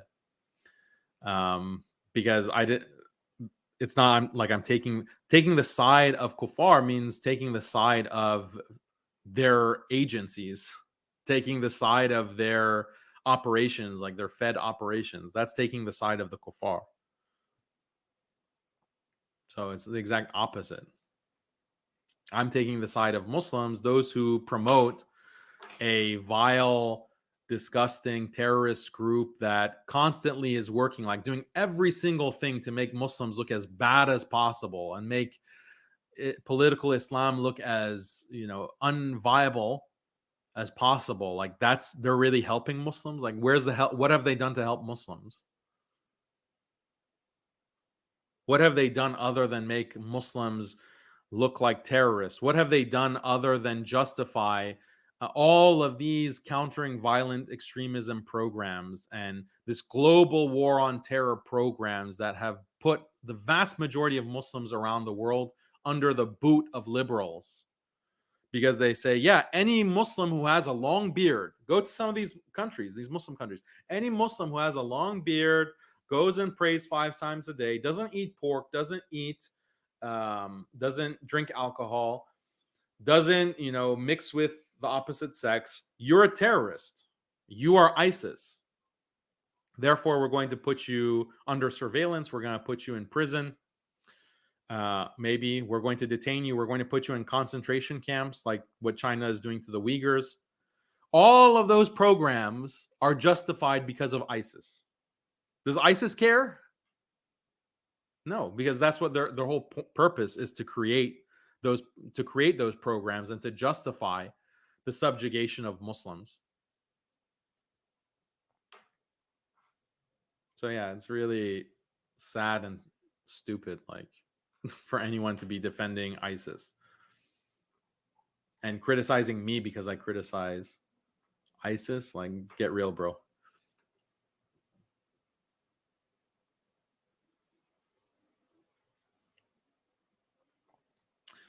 Assalamu alaikum, Brother Daniel. Can we say Iblis is the source of humanity's evil to misguide and bring fitna on earth, or can humans be evil by nature? I don't know what you mean by evil by nature. No, every child is born upon the fitra, which is good. And then it's the impact of parents and environment. And also Iblis whispering and misguiding. So I wouldn't say that any human is evil by nature. That seems to be a problematic expression.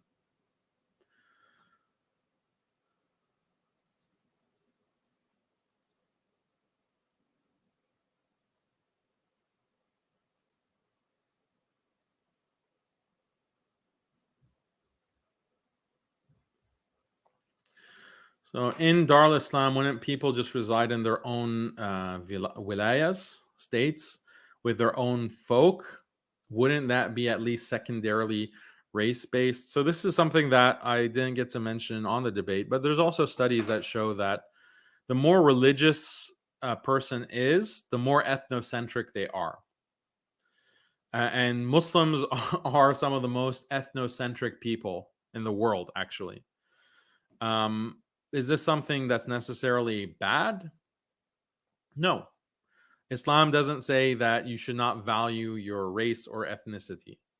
And we see indications from the Sahaba, from the companions of the Prophet ﷺ, and the Salaf, that they really valued their tribe. They really valued their tribe. They really valued their people. And there's, again, this kind of correlation. The more religious that you are, you tend to also be more ethnocentric. And this goes for more than just Muslims. This is just a general phenomenon. So then we could say, when we look at Muslim history, that it's more of a confederacy of different races coming together under the banner of Islam. You have different groups, different tribes, different ethnicities. They unite in a kind of confederacy, but they're united under the banner of Islam. The top priority is Islam. Your essential identity, like your main identity, is as a Muslim. But that doesn't mean that race and ethnicity, you have no concern for them, or you have no preference, for who you want to hang out with, who you want to marry, what kind of food you want to eat, the exact nature of the clothes that you want to wear, as long as those clothes are, as long as your clothes are conformant with the Sharia, conformant with Islamic law. You're not exposing your nudity. You're not exposing your aura.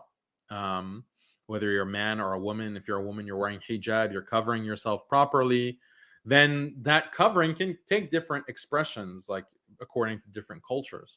Same with food. As long as you're not eating pork and you're not drinking alcohol, you can have delicious Malaysian food, delicious, Iranian food, Turkish food, Syrian food, Latin American food, Mexican food, Chinese food. Like, there's no problem as long as it's halal. It's permissible.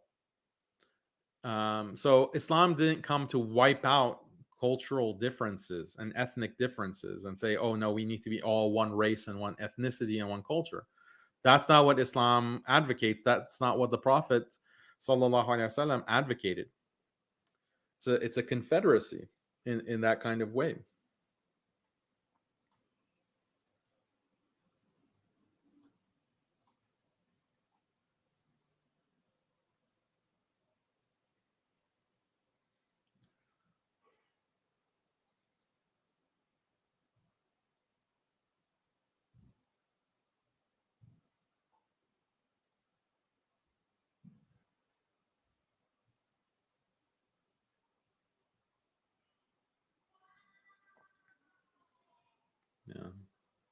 ISIS spills the blood of Muslims primarily.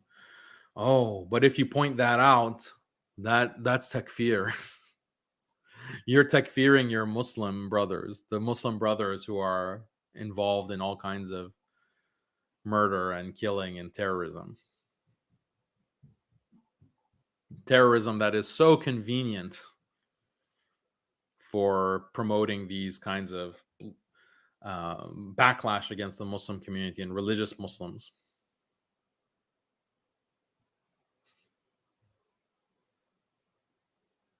Yeah.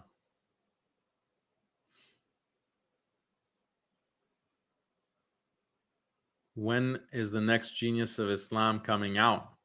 Good question. Stay tuned. Very soon, you're going to get an update. We're working on it very hard. And this episode 4, is inshallah going to take it to the next level. So we're going to reward your patience, inshallah, with something you've never seen before.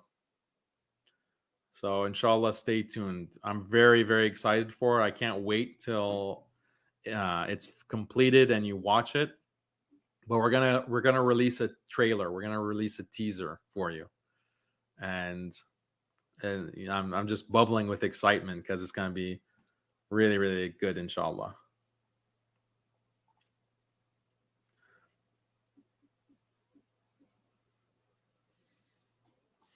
Daniel, you should debate Wajdi Akari. I think that would be interesting. I offered to debate all of these madkhalis. I offered to debate them and they ran away. So that debate challenge was made. They're the ones who didn't accept it. So I challenged Sajid. I said, Sajid, come debate. Bring whoever you want. Bring Wajdi Akari. Bring Faris Hamadi. Bring whatever guy you want to dig up.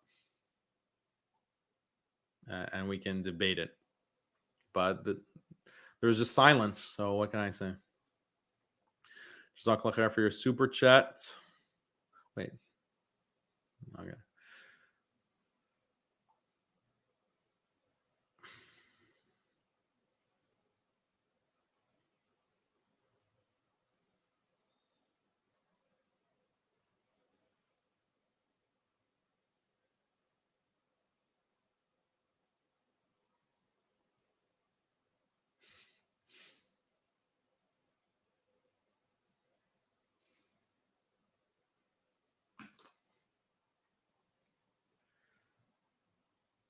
Okay.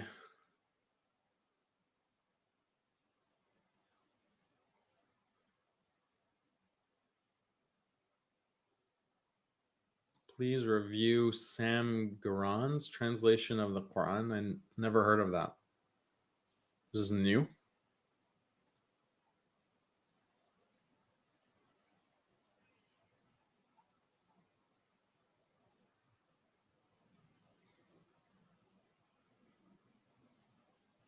Why specifically Iranian youth are on the way to atheism and they're more proud of being atheists? I think there are different explanations for that. I think there's been more media penetration, Western media penetration in Iran over the decades. So that has had more of an impact on liberalizing Iranians and especially Iranian youth. Like there's just more media exposure 20 years ago, like before social media, Iranians, every house basically had a satellite dish.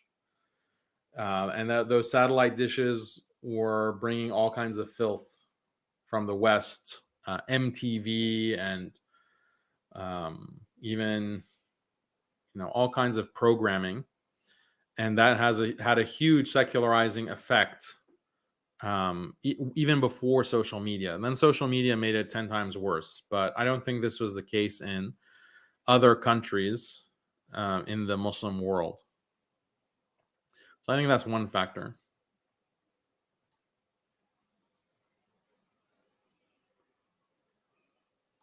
Much respect to your responses. Love from Kafkaz.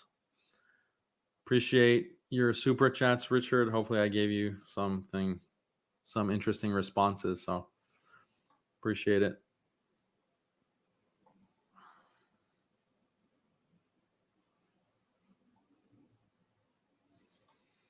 Salam, Akhi Daniel. What do you say is the first step to working toward Khilafah?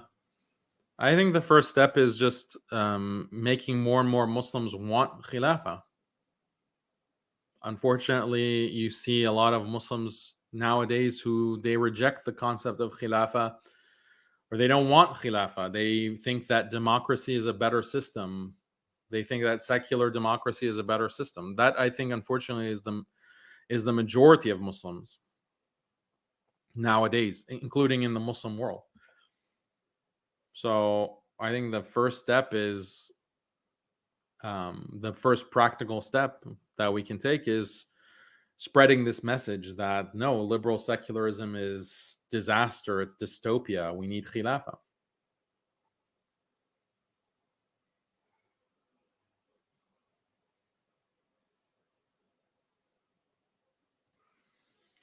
Could you clarify about the danger of falling into religion of humanity type thinking with the questions on crimes against humanity, as this thinking is trending now?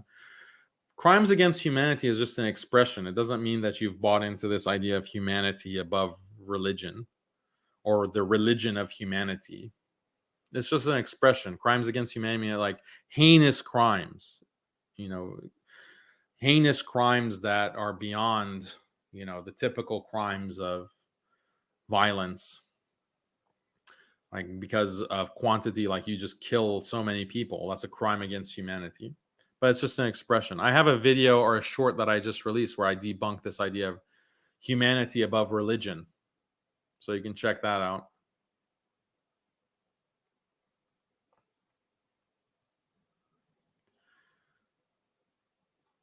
So Mufti Cheesecake says, what do you think of misyar, no strings nikah, as a temporary solution to the marriage crisis? I think that it's not going to be a solution. It might be a solution for individual people, but it's not a solution to a crisis. It's going to just generate, if it's done on a mass scale, it's going to create more problems, or it's just going to create another crisis. But for like an individual person, it could be a temporary solution. And some scholars said that misyar is not permissible. Some scholars said that it is permissible. And some scholars said that it really depends on the conditions and the situation. So I'm not going to endorse this kind of misyar marriage or no strings marriage. I think that ultimately it's not like a good solution for most Muslims. Could it be a solution for some Muslims? Allahu A'lam, maybe. But it's also not like this evil thing that has to be denounced. I don't think that's justified either.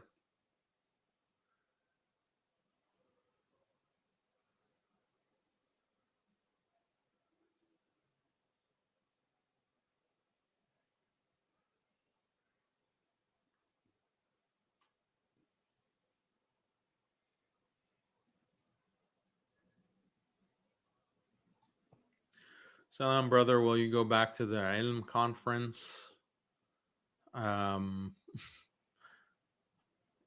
If someone wants me to go to a conference, they can invite me. So if I'm not invited, how can I go? You can't go somewhere that you're not invited, right? So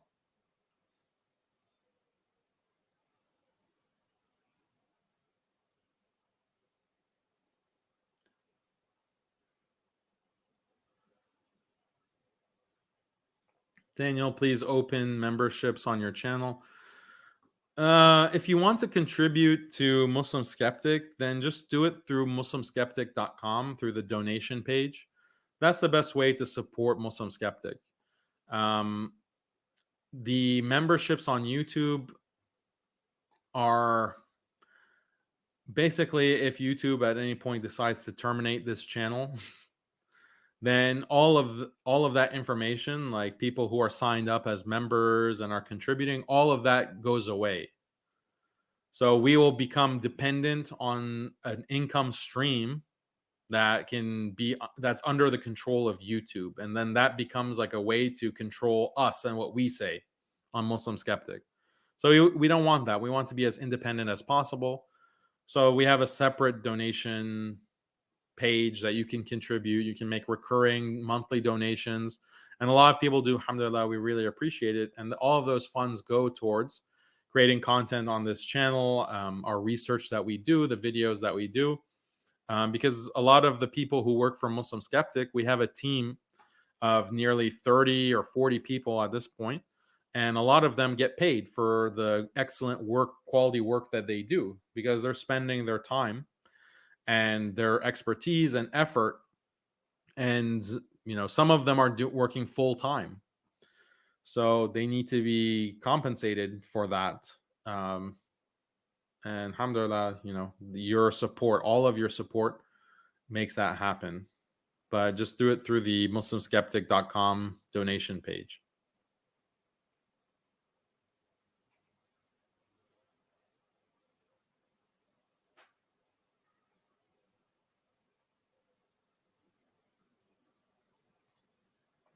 Brother Daniel, don't you think that the poisonous ideas of the likes of Omar Sulaiman, Yasser Qadi, and Abu Isa are more dangerous than the thoughts of actual Islamophobes? Yeah, I've made this point numerous times that when an Islamophobe says something against Islam, Muslims will disregard it, and a large number of non-Muslims will disregard it.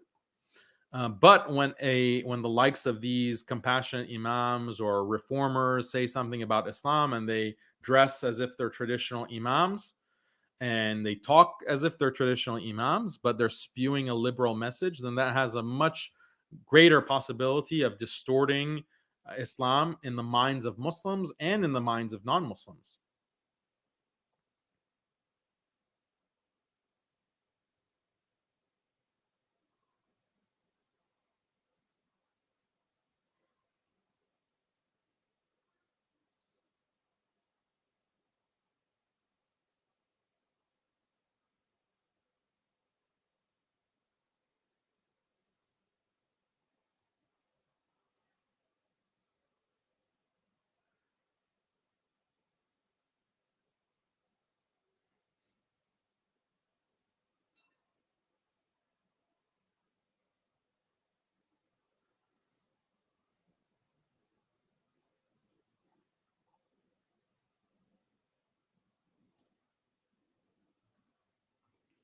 People are asking if I watched the podcast between Omar Sulaiman and Lex Friedman.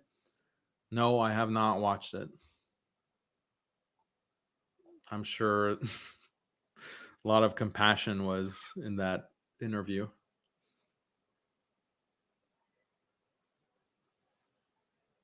Yeah, like these kinds of interviews. I mean, the entire dawah of Omar Sulaiman is Islam is very nice and peaceful, and everything that you like, that's what Islam has to offer. Islam is compatible with American culture, with European culture, and everything that is wonderful about what you love in life, that's what Islam has. That's the whole idea behind the meme of Islam means peace.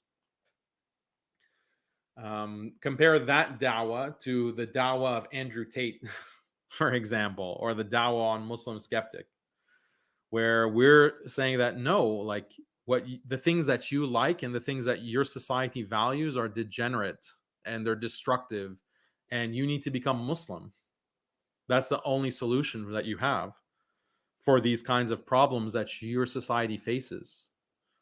So that's a confrontational message, and it challenges society. It challenges non-Muslims, and that's the dawah of the Anbiya.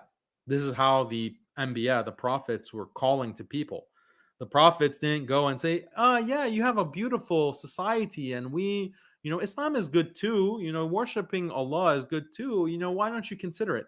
That wasn't their message. Like, if you look at, even at the core of the kalima of La ilaha illallah, it's confrontation. Saying La ilaha, there are no gods, or there are no objects worthy of worship except Allah. So that's a very confrontational message. It's a denial. It's a denunciation of other belief systems. That's the core of being Muslim, and that's the core of da'wah that you can give. And these compassionate Imams, they avoid that. They avoid confrontation. They just want to hold hands and sing kumbaya and, oh, we're all brothers and sisters, and it's nauseating. Like, why waste your time with people like that?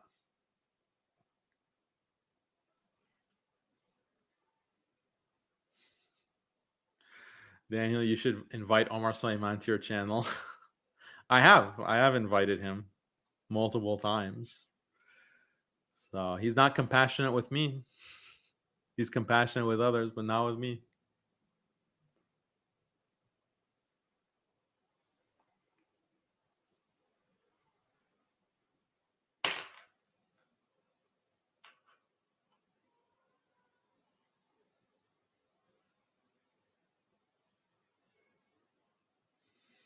Jazakallah khair for your super chat. Salam from Bosnia, dear brother. More industrialized tech societies are stronger. What's the solution? Progress in tech or be colonized again? 17th century great mathematicians, most of them were French. Yeah, we had a whole debate on this. Check it out on the channel. We had an internal Muslim skeptic debate, pro-tech versus anti-technology. We spent about 3 hours talking about industrialization and colonization. So I'm not going to repeat all of that right now.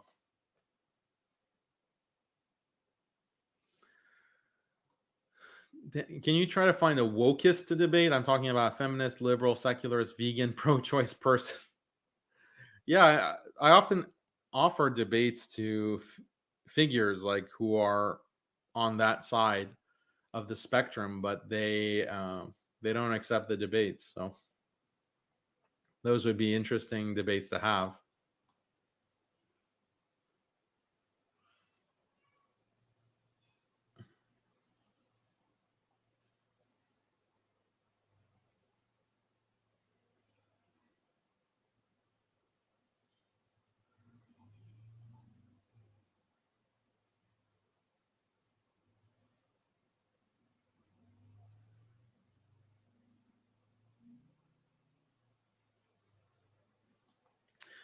What should we reply to people who tell us to move to an Islamic country and not live in a liberal country?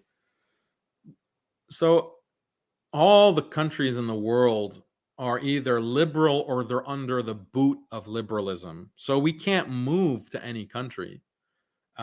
We can't move to an Islamic country because all of these countries, even the ones who claim to be Islamic, are under the boot of liberalism. And if they violate the core tenets of liberalism, they will be attacked and invaded and sanctioned and starved to death. So that's the response. Like, there is no Islamic country that's not under the boot of liberalism. Muslims, it would be great, if Muslims can make a choice of where to live purely on the basis of whether a society implements Islam or not. I would love to live in that kind of world where I can just go and choose to live in a Muslim country. But unfortunately, I don't have that kind of choice. Why? Because these countries are all under the boot of liberalism. If you go to a country that does practice Islamic law, you're basically choosing to starve to death. You're choosing to be droned, and you're choosing to be sanctioned. You're choosing for potential invasion if your country actually implements Islamic law fully. And how many examples in right now do we have of this? A country like Afghanistan being starved to death literally by liberal powers just because of very basic aspects of Islam that they want to implement. Same with any other Muslim country. As soon as you start practicing Islamic law, and implementing Islamic law, you're immediately attacked and your country faces death, and your country faces starvation. So that's the reality of the world that we live in. Don't tell us, oh, why don't you move to an Islamic country? We don't have, that's not a free choice. A free choice is one there's no coercion involved. But there is coercion involved if the option is, the only option that you have is an option that entails death or the high chance of death or starvation. So that's how you answer that question.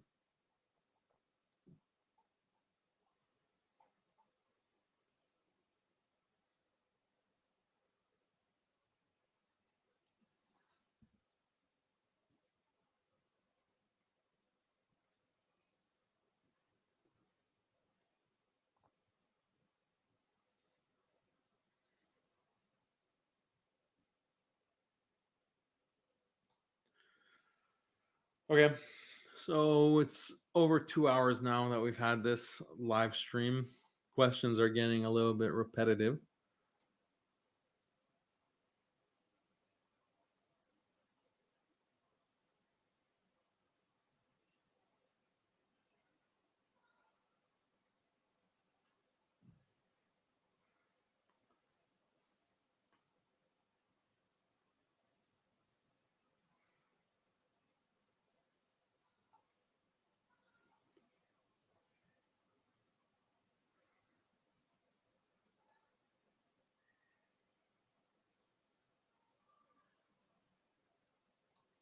Do you think the football in Qatar helped spread Islam due to some people traveling to watch the games?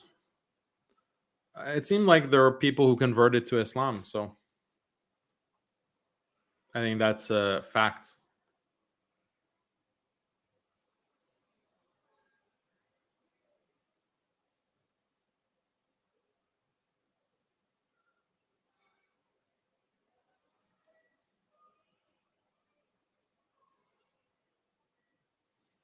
Do you recommend the works of Jonathan Brown about slavery? No, I don't. I don't recommend anything from Jonathan Brown. Daniel, do you have an account on Instagram? No, I don't have a personal account. There is a Muslim Skeptic account that the team manages. Just look for Muslim Skeptic on Instagram. I don't even use Instagram, actually.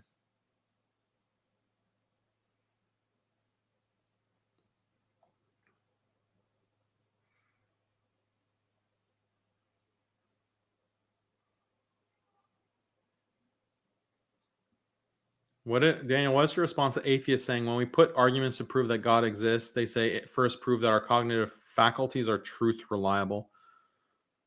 That's a good requirement. Like, okay, are our cognitive faculties reliable? But that's not a question just for theists or just for Muslims. Like, okay, you as an atheist prove that your cognitive faculties are reliable. If they're not, then you're basically a sophist. You don't believe in any truth. If that's your position, like, then the debate is not about whether God exists, it's about whether, does reality exist? So if there's someone who doubts reality, then there's no point in debating them. They're not even able to acknowledge reality. So how can they acknowledge a good argument? How can they acknowledge reasoning?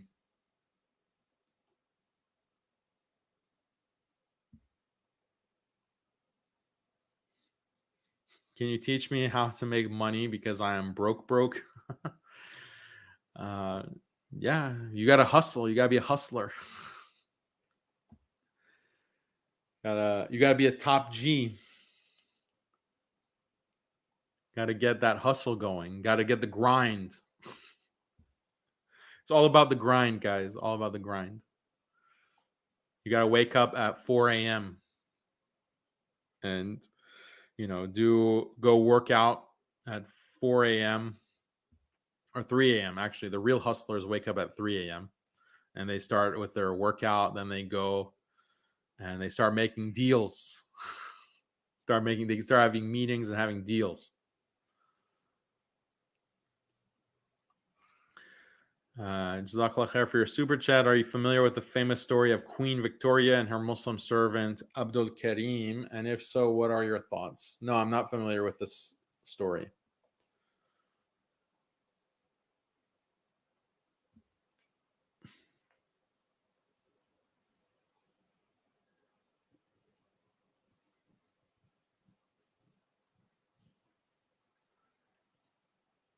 You said you'd make a video exposing the real reason why the West abolished slavery. Are you still working on it? It would be interesting to see. It's kind of on the back burner, but the reason that they abolished slavery is because of the Industrial Revolution, because of technology. That's come up in a lot of my debates when we talk about slavery. So just go, even like if you go to this previous debate on the timestamp, you'll see slavery being discussed. Go to that, and then you can get some information, inshallah. Daniel, do you own a pet cat or another pet? I used to have a cat. Loved that cat and took good care of it. But unfortunately, we had to move to a different part of the country, so we gave the cat to a good friend to take care of. So alhamdulillah, the cat lived a nice life. It was a very beautiful cat. The breed of the cat was ragdoll cat with blue eyes, white fur. It's like a mix between Siamese cat and Persian cats. And it was a really cute, cuddly cat. But one of the things I learned, for any one of you that own cats, you shouldn't give your cats any kind of dry food. Why? Because dry food is essentially poison for cats. What they do is the dry food, like the kibble kind of food for cats that they sell in pet stores, is just a lot of trash. It's like a lot of trash products, like ash, literally ash. And what they do to make it appetizing to the cat is they spray it with a certain chemical, and that entices the cat to eat that dry food. But the dry food not only is bad for the cat, it causes obesity in cats, and also it causes urinary tract infections for the cat, and that's extremely painful for your cat. So if you have a cat, do not feed your cat dry food. Feed your cat wet food, specifically food that is from a can, maybe. If you only have those two choices, is from a can, wet food, or dry food, never feed the cat dry food. But if you really like your cat and you really love your cat and want to give your cat the best, then you can actually cook your cat food, or make the cat food. And that's what I used to do. I used to actually make the food for the cat. I wouldn't just buy it. I would buy some ground turkey, and I would include certain kind of supplements in that ground turkey for the cat that cats need. Like cats need taurine, which is a certain kind of chemical supplement that's very important for the eyes of cats and the fur of cats. There's also other kinds like vitamin B. I can't remember the full list, but it's like 5 or 6 different supplements and vitamins that your cat needs for balanced nutrition.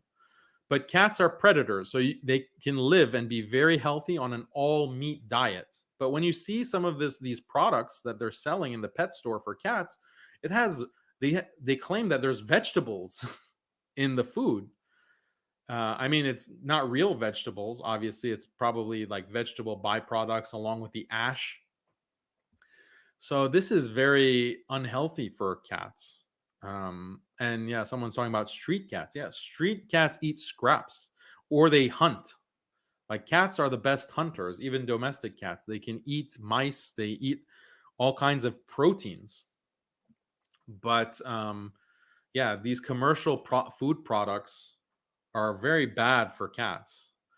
It's more healthy. It's like slightly more expensive, but if you care about your cat, you want your cat to have a longer life, you have to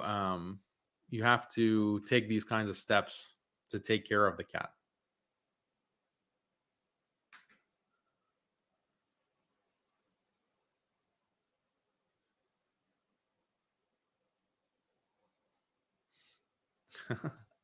Have the cat sit and eat with the family at the dinner table. No, we didn't go to that extent.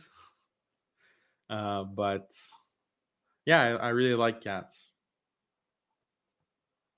But if you want to be a pet owner, you have to really take responsibility for the pet. And we know about the woman who locked up her cat and the cat starved. And what the Prophet ﷺ said about such a woman, that she's in hell for torturing the cat. So if you're feeding a cat something that is going to cause it to have a urinary tract infection and be tortured basically from pain, because when you have that kind of UTI infection, the poor cat can't tell you that. It can't tell you where it hurts. So it's going to suffer incredible pain. So you have a responsibility. Fine, you want a cat, but you're feeding it trash and poison. That's not right. Okay, Jazakallah khair for your super chat. When is the next Genius of Islam video coming out? When is it still in the works? Again, just rewind the video, rewind this live stream to 10 minutes ago, and I talked about it.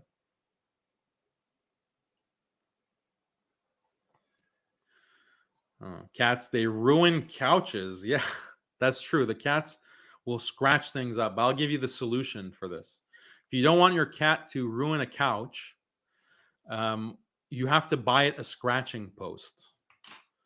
Buy the cat a scratching post. And because cats, their main exercise, especially if it's a house cat, their main exercise is putting their claws in something and stretching out their muscles. That's how cats exercise. So the only thing that they have in a house are couches or curtains. So they'll destroy that. But if you give them a nice scratching post, get them a scratching post that is really rough and that their claws can get stuck. Their claws can get stuck in the material of the scratching post. And make sure the scratching post is tall enough that they can really stretch. And then most likely they're going to leave your couch alone because they're going to go straight to the scratching post. So that's the solution, in my experience.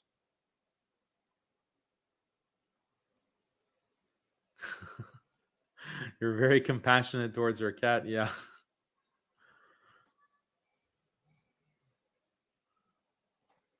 How do I make the cat not poop everywhere?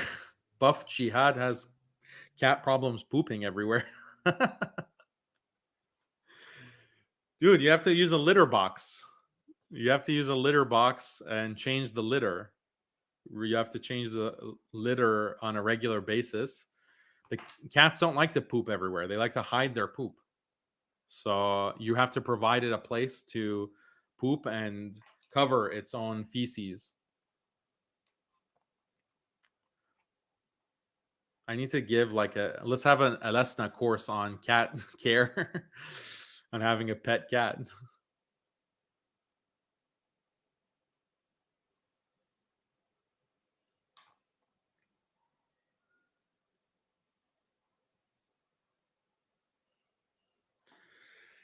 Yeah, so okay guys. Well, I appreciate everyone's super chats.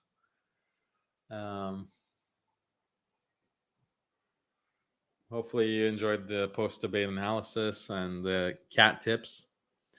Make sure to subscribe to Muslim Skeptic for more tips about pet care. Yeah, so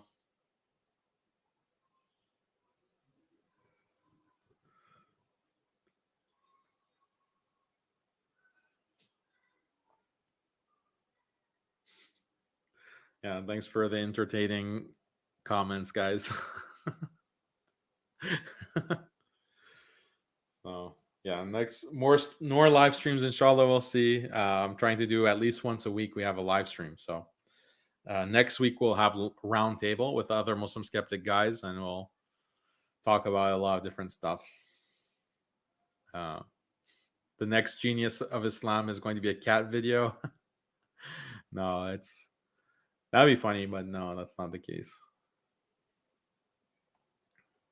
Okay. So I will catch you all next week on Roundtable. Be sure to join. It's probably also going to be Wednesday at the same timing.